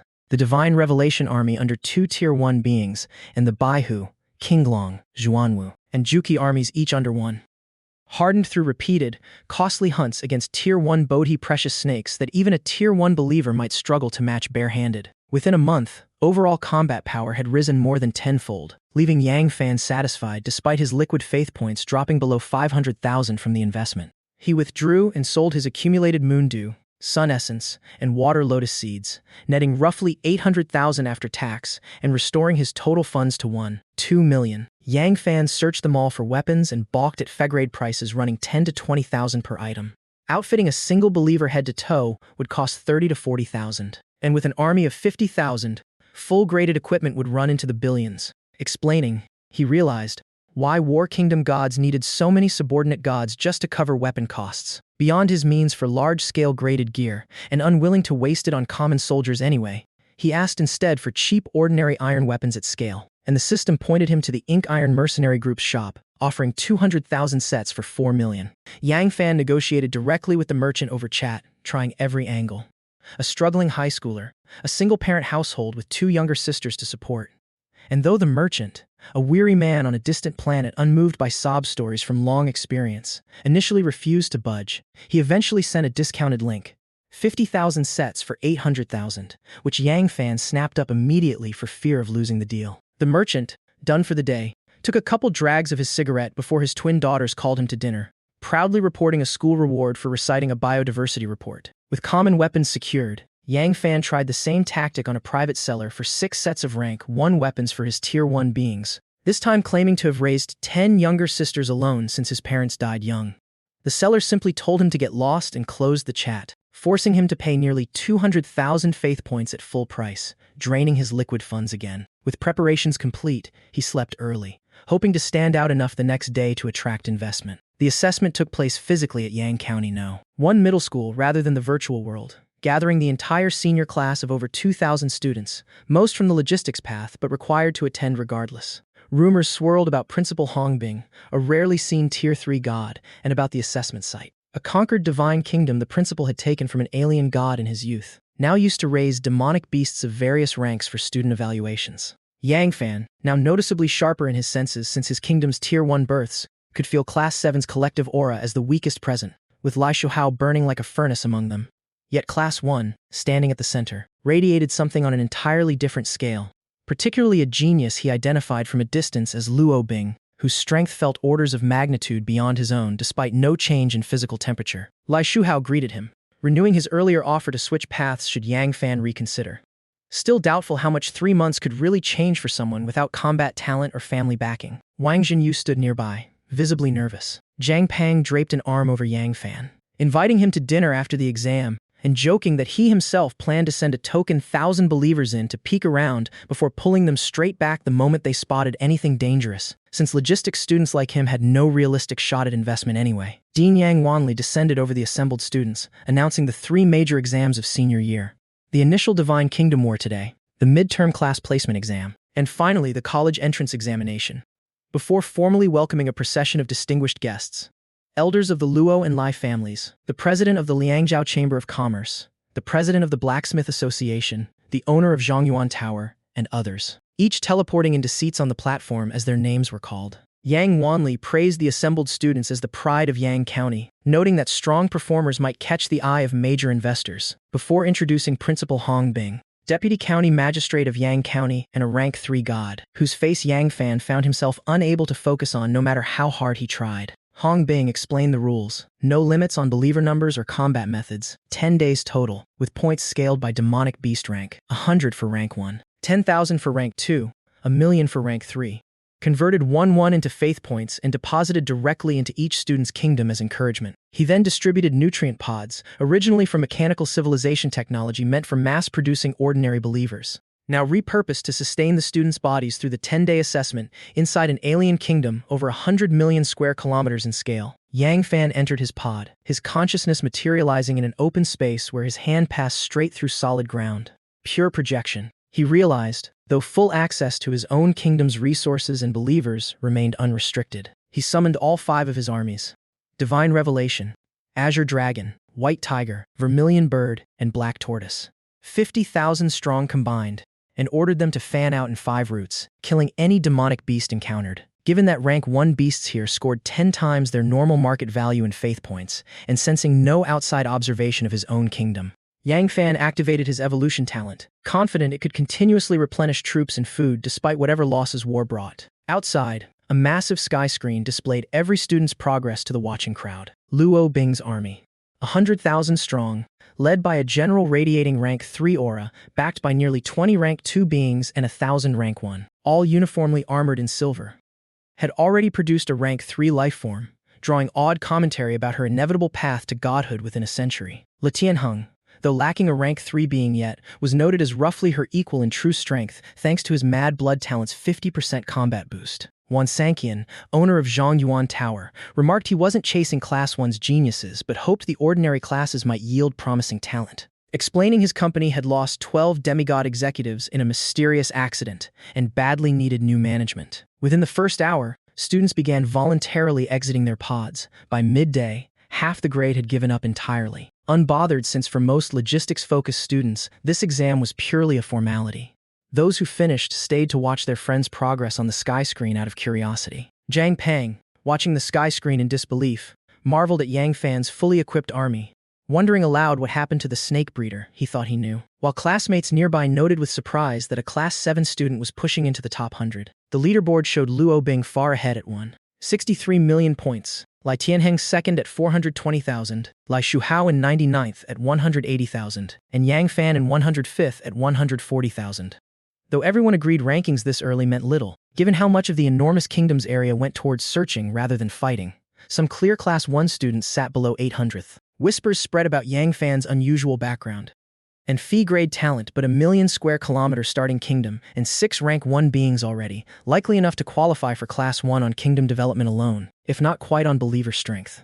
And about Lai Shuhao's own 300 rank 1 beings, explained away by his recent recognition and adoption into the Lai family. On the platform, Wan Sanqian noted approvingly that Yang Fan, clearly without major backing given his Class 7 placement, had developed his believers admirably in just 3 months. Tai Wuking added that his mastery of the myriad spirits returned to origin array was equally impressive. Fewer than 100 injuries and 0 deaths despite the kill count. The two half-jokingly sparred over who'd get first crack at recruiting him. Within the kingdom, Yang Fan calmly commanded his forces against a pack of nearly 100 green-flamed demon wolves, his shield line shattering on the first impact and losing dozens of believers to torn throats and crushed chests. His expression unchanged, since the evolution talent let him replace fallen soldiers almost instantly. His real concern was the finite weapon stock, having only bought 50,000 sets with no reserves. A lesson learned the hard way as a first-time participant without elder guidance. The wolf pack was quickly overwhelmed and destroyed by the vastly larger human force. Judging the beast density too low at the kingdom's edge, Yang Fan ordered his other 4 armies to close ranks and push deeper. The real-world leaderboard soon updating him to 172nd place with 364 million points, still cautious given the danger of Hong Bing's rank 3 scale kingdom, having so far only encountered rank 1 beasts in packs no larger than 300. Zhang Pang, ecstatic and refusing to leave school even to eat, declared his loyalty regardless of terms, already resolved to grow grain for Yang Fan someday, since brothers didn't squeeze each other on price. Meanwhile, Luo Bing and Lai Tianheng had surpassed 50 million points and begun hunting rank 2 beasts, though the assembled dignitaries paid them little mind. The true purpose of their visit was recruiting talent for their own companies, and prodigies from great families were simply out of reach. Wansankian noted with concern that Yang Fan had run into a pack of nearly 3,000 monitor lizard rabbits, a serious threat to his core 50,000-strong force. Tai Wuking lamented his bad luck, worried that without replenishment he might not have the numbers to push deeper afterward. Inside the kingdom, Yang Fan ordered a defensive formation and reinforcements, and though the two-person tall rabbits smashed through the shield line and crushed hundreds of heads in the opening clash, the myriad spirits returned to Origin Array held the line at the cost of only a few hundred sacrifices. A performance that visibly startled Wansankian and drew the interested attention of both the Luo and Lai family elders, who noted how rare it was for anyone to reach minor achievement in Infect Grade Array within just 3 months of awakening. Lai Yuan, elder of the Lai family, asked Lai Qingying directly whether Yang Fan was her student. Lai Qingying, no less startled than anyone but keeping a composed front, confirmed it was well within reason he'd reached minor achievement, then revealed that 2 months earlier his prosperity rating had been only 22.4, funded almost entirely by a 5 million point federal loan. An ordinary family's boy with no other backing. Realization spread through the platform. This level of comprehension without resources pointed to genuine actuary talent, meaning he'd likely grasped the array's essence himself and taught it to his believers directly. Luo Chengfeng noted that such comprehension paired with real investment could make him a low-rank god eventually. A valuable foundation for any great family. Wansankian, who'd already had his eye on Yang Fan, privately worried that with both great families now interested, his own Zhongyuan Tower stood no chance, resolving to fight for him anyway once the competition ended. Lai Qingying, smiling faintly as his teacher, admitted she'd misjudged him. Average kingdom talent, but exceptional personal comprehension. Unaware of any of this, Yang Fan continued commanding his encirclement, marveling only at how easily these faith points were being earned as the Azure Dragon and White Tiger armies closed in, winning the battle against the 3,000 rabbits at a cost of just 500 soldiers, a haul worth another 300,000 faith points once exchanged. With losses negligible against his overall force, he mobilized 500 replacements and pushed his combined armies deeper, knowing the assessment was already half over and that beast density and quality would only increase further in. Over the following days, his army fought over 100 battles, the worst against 8,000 Gale Wolves led by a rank 2 Gale Wolf King, costing him nearly 15,000 believers and even a rank 1 general. Losses he'd grown numb to. Unable to regard believers he watched breed and die across generations as fully human like himself. A merciful god, he reasoned, simply couldn't walk the War Kingdom path. Fortunately, his tenfold acceleration kept losses from denting his overall strength meaningfully, though after 3 more real-world days, his 50,000-strong army had shrunk to 20,000. All wounded, as the beasts grew stronger and packs began appearing with 2 or 3 rank 2 leaders. Casualties outpacing his replenishment, Yang Fan withdrew 1,000 miles, judging further advance too costly, and settled instead for steady hunting in lower-density areas to maximize points before the clock ran out. When Hong Bing's voice finally called the assessment to a close, Yang Fan's remaining 20-odd thousand believers teleported back to his kingdom as his consciousness returned to his body. The final leaderboard showed Luo Bing first at 434 million points, Lai Tianheng second at 97 million, Lai Shuhao 43rd at 45 million, Yang Fan 64th at 38 million, and Wang Zhenyu far down at 463rd with just over 2 million. Climbing out of his pod, Yang Fan was pleasantly surprised. 64th, better than expected, and enough to place among the best even by Class 1 standards, a result he credited quietly to his SS-rank talent. On the platform, Wansankian estimated Yang Fan's total deployed troops at over 200,000, implying an overall kingdom population between 500,000 and 1 million. Trivial for a true god, but remarkable for a kingdom only 3 months old. Though he noted the tactical caution of not committing all 200,000 from the start had likely cost Yang Fan another 2,000 kilometers of progress, understandable for a first-time participant. Several dignitaries, including Wansankian himself, expressed interest in recruiting him, though their gazes kept drifting toward Lai Yuan and Luo Chengfeng. Knowing full well that ordinary companies always got the leftovers once the 2 great families staked their claim, both elders declared their families would compete for Yang Fan outright. Of all Class 7, only Lai Shuhao and Yang Fan had cracked the grade's top 100. Lai Shuhao, genuinely shocked at Yang Fan's 38 million points, knew exactly what it had cost him personally to reach his own result. He'd fed his believers blood pills produced by the 100 Spirits blood pool rather than sell any, nearly exhausting his 50 million point genius loan in the process. Realizing Yang Fan had achieved a comparable outcome on essentially nothing, Lai Shuhao understood his classmate's real value now far exceeded his earlier estimate. With equal resources, Yang Fan might have cracked the top 30, and knew even his own Lai family would likely move to invest. Rather than jealousy, he felt something closer to respect. The man he'd once hoped to recruit as a subordinate god now stood as an equal, even a future business partner. Jiang Pang, who hadn't left the school in 10 days, tackled Yang Fan the moment he emerged, wailing affectionately about being kept in the dark and declaring his intent to follow him from now on, drawing envious looks from classmates who knew of their long friendship. Principal Hong Bing then addressed everyone telepathically, confirming the point rewards would deposit automatically and directing interested investors to contact students individually in the virtual world, before vanishing. Even the great families present bowed toward the void where he'd disappeared, since a third-order deity's standards were beyond anyone present, Luo Bing included. Lai Shuhao urged Yang Fan to hurry home and check his invitations, and after saying goodbye to Jiang Pang, who understood the stakes and didn't press further, Yang Fan hailed a fast car home and entered the virtual world. Invitations poured in immediately. First, a lawyer for the Ma family, controllers of over half of Yang County's grain trade, despite ranking below the Luo and Lai families, offered 50 key-grade buildings worth up to 500,000 total plus a 300,000 monthly subsidy through graduation, in exchange for joining the family upon reaching demigod, or serving as a guest elder with dividends and no fixed duties if he became a true god. An offer Yang Fan considered and asked to think over, sensing correctly that the Ma family's lawyer already expected a polite refusal, since a genius like Yang Fan would draw far better offers. After meeting several more suitors in sequence, the Ma family's lawyer moving on immediately to pitch a much less enthusiastic Wang Zhenyu, Yang Fan found the Liangzhou Chamber of Commerce's offer strongest among the mid-tier options. 50 million initial investment, a million monthly subsidy, and a B-grade spiritual plant. Zhongyuan Tower matched with 50 million initial and 1.5 million monthly, plus a promise of 5% equity and a vice president title upon reaching first-order deity status. Saving the two biggest for last, Yang Fan met the Lai family's lawyer, who relayed Elder Lai Yuan's offer of second-tier genius treatment, 2 million monthly, 10 million annual dividend from the Genius Fund, and an immediate 100 million point short-term investment, delivered with a faint, confident arrogance as though indifferent to refusal. Yang Fan asked for time to decide, and was reminded students had 1 day before the contract template expired automatically. Finally, his consciousness arrived not at some office, but at what looked, oddly, like a private residence for the Luo family's offer. A melodious voice called Yang Fan's name from behind, and he turned to find a woman with a strangely withered face.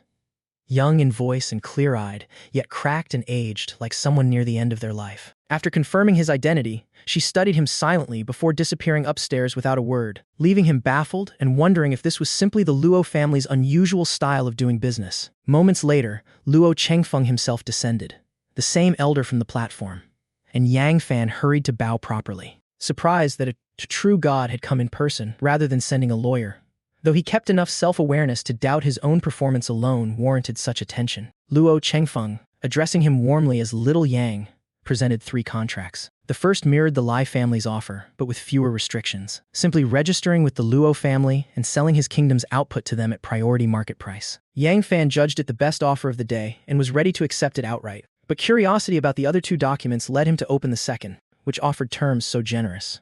5 million monthly, a 30 million year-end bonus, 100 million initial investment, and a B-grade building, that he questioned aloud whether it had been written correctly. Luo Chengfeng confirmed his willingness to sign it, but explained that this second, far superior contract required accepting a third supplementary agreement first, a post-nuptial agreement. The elder explained that the woman upstairs, his granddaughter Luo Ru, was only 2 years older than Yang Fan. A year earlier, an alien demigod ambush during a university assessment had poisoned her divine kingdom beyond ordinary treatment, leaving her with little time left. Even Luo Chengfeng's own resources weren't enough to justify the family spending what her limited talent, unlike her cousin Luo Bing's, could ever repay. A proper cure required a high-level healing god and at least 100 divinity points, a cost she personally wasn't deemed worth. Both her parents had died in a divine kingdom war against an alien race, leaving her and her grandfather to rely solely on each other. Before her kingdom fully collapsed, she wished to have a child, and Luo Chengfeng was seeking a father of good talent but modest status, someone unlikely to attract better options elsewhere, to marry into the family. Yang Fan fit precisely. Reading the third document carefully for hidden traps, Yang Fan found it was less about the marriage itself and more a property division agreement concerning any future child. The child must carry the Luo surname to formally join the family and its resources, and upon Luo Ru's death, 2/3 of her kingdom's inheritance would pass to the child, with the remaining third going to Yang Fan. Restrictions on him personally were minimal. Only the requirement to have a child within 5 years, with a genetic engineering fallback provided for fertility issues. Finding no reasonable grounds to refuse, Yang Fan accepted. Luo Chengfeng promised to arrange moving his parents to a villa in Yang City, where Luo Ru would live with them, then left the two young people to talk, exiting the virtual world directly after confirming the contracts would take effect automatically upon signature. Upstairs, Yang Fan found Luo Ru applying makeup to mask her condition. She asked if the arrangement was settled. He confirmed it, and she turned to ask, half teasingly, whether she should now call him husband. A question that made him flush and deflect, aware that signing would bind them under actual federal marriage law, a community of interest transcending even their parents. Yang Fan, who'd never seriously considered marriage before, found the term simply too generous to pass up. Being a kept man might sound unflattering, but a windfall like this deserved gratitude, not pride. He asked, somewhat awkwardly, if he could call her Ruer now that they were effectively married. She told him to call her whatever he liked, faintly amused by his mild nervousness compared to the polished children of great families she'd grown up around. She reassured him not to feel unworthy. With his demonstrated talent, had he been born into the Luo family himself, his achievements would likely have surpassed her own. If anything, she considered herself the lesser match given her circumstances. Yang Fan protested he was entirely willing, privately reasoning that a damaged kingdom and haggard appearance mattered little in the dark compared to the value of her dowry. This wasn't unworthiness, it was simply his good fortune. Luo Ru invited him into her own kingdom to formalize things, and their consciousnesses drifted as pale phantoms above it. She opened full access to her territory. 800,000 square kilometers, almost entirely shrouded in poisonous green mist, with only 2,000 or 3,000 elderly, weak, and disabled mortals surviving at the center. Yang Fan recognized instantly how dangerous the gas was. Even a trace of it in his own kingdom would be catastrophic. She explained it was the poison of an alien demigod called the Death Spider Emperor. Small in quantity but extremely high in quality, requiring at least 50 years of natural metabolism to clear, time she herself, given her failing body, likely didn't have even 5 years to spare for. She recounted the ambush during what was meant to be a routine university assessment, saved only by her team leader's timely intervention. Asked whether treatment was possible at all, she confirmed it existed in principle.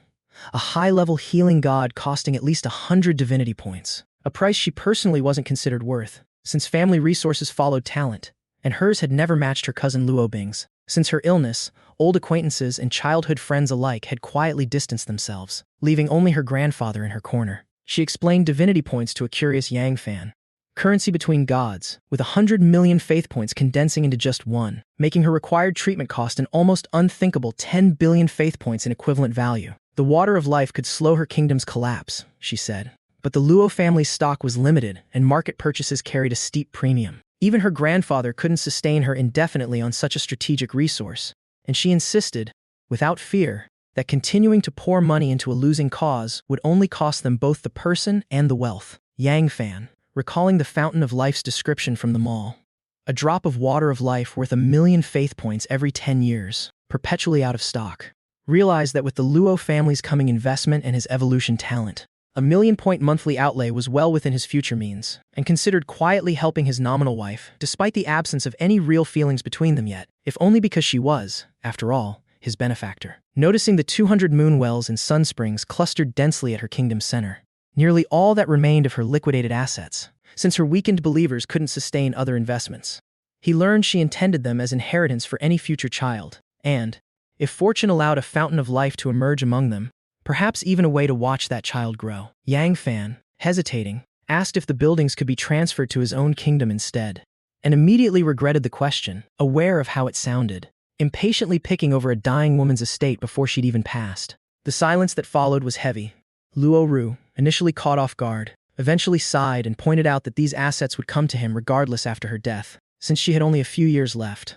A remark tinged with sorrow and quiet confusion that left Yang Fan wishing he could take the question back. Even though, privately, placing the buildings in his own kingdom really would multiply their returns tenfold, a truth his SSS-rank talent kept him from ever explaining aloud. To his surprise, Luo Ru agreed outright, on the condition that a binding legal agreement accompany the transfer. The buildings could never be sold, and once their child's kingdom awakened, all income from them would transfer to that child monthly. She warned, in a calm, businesslike tone, that once signed the agreement was irreversible, enforced not only by federal government oversight but by the Luo family's willingness to sue should he violate its terms.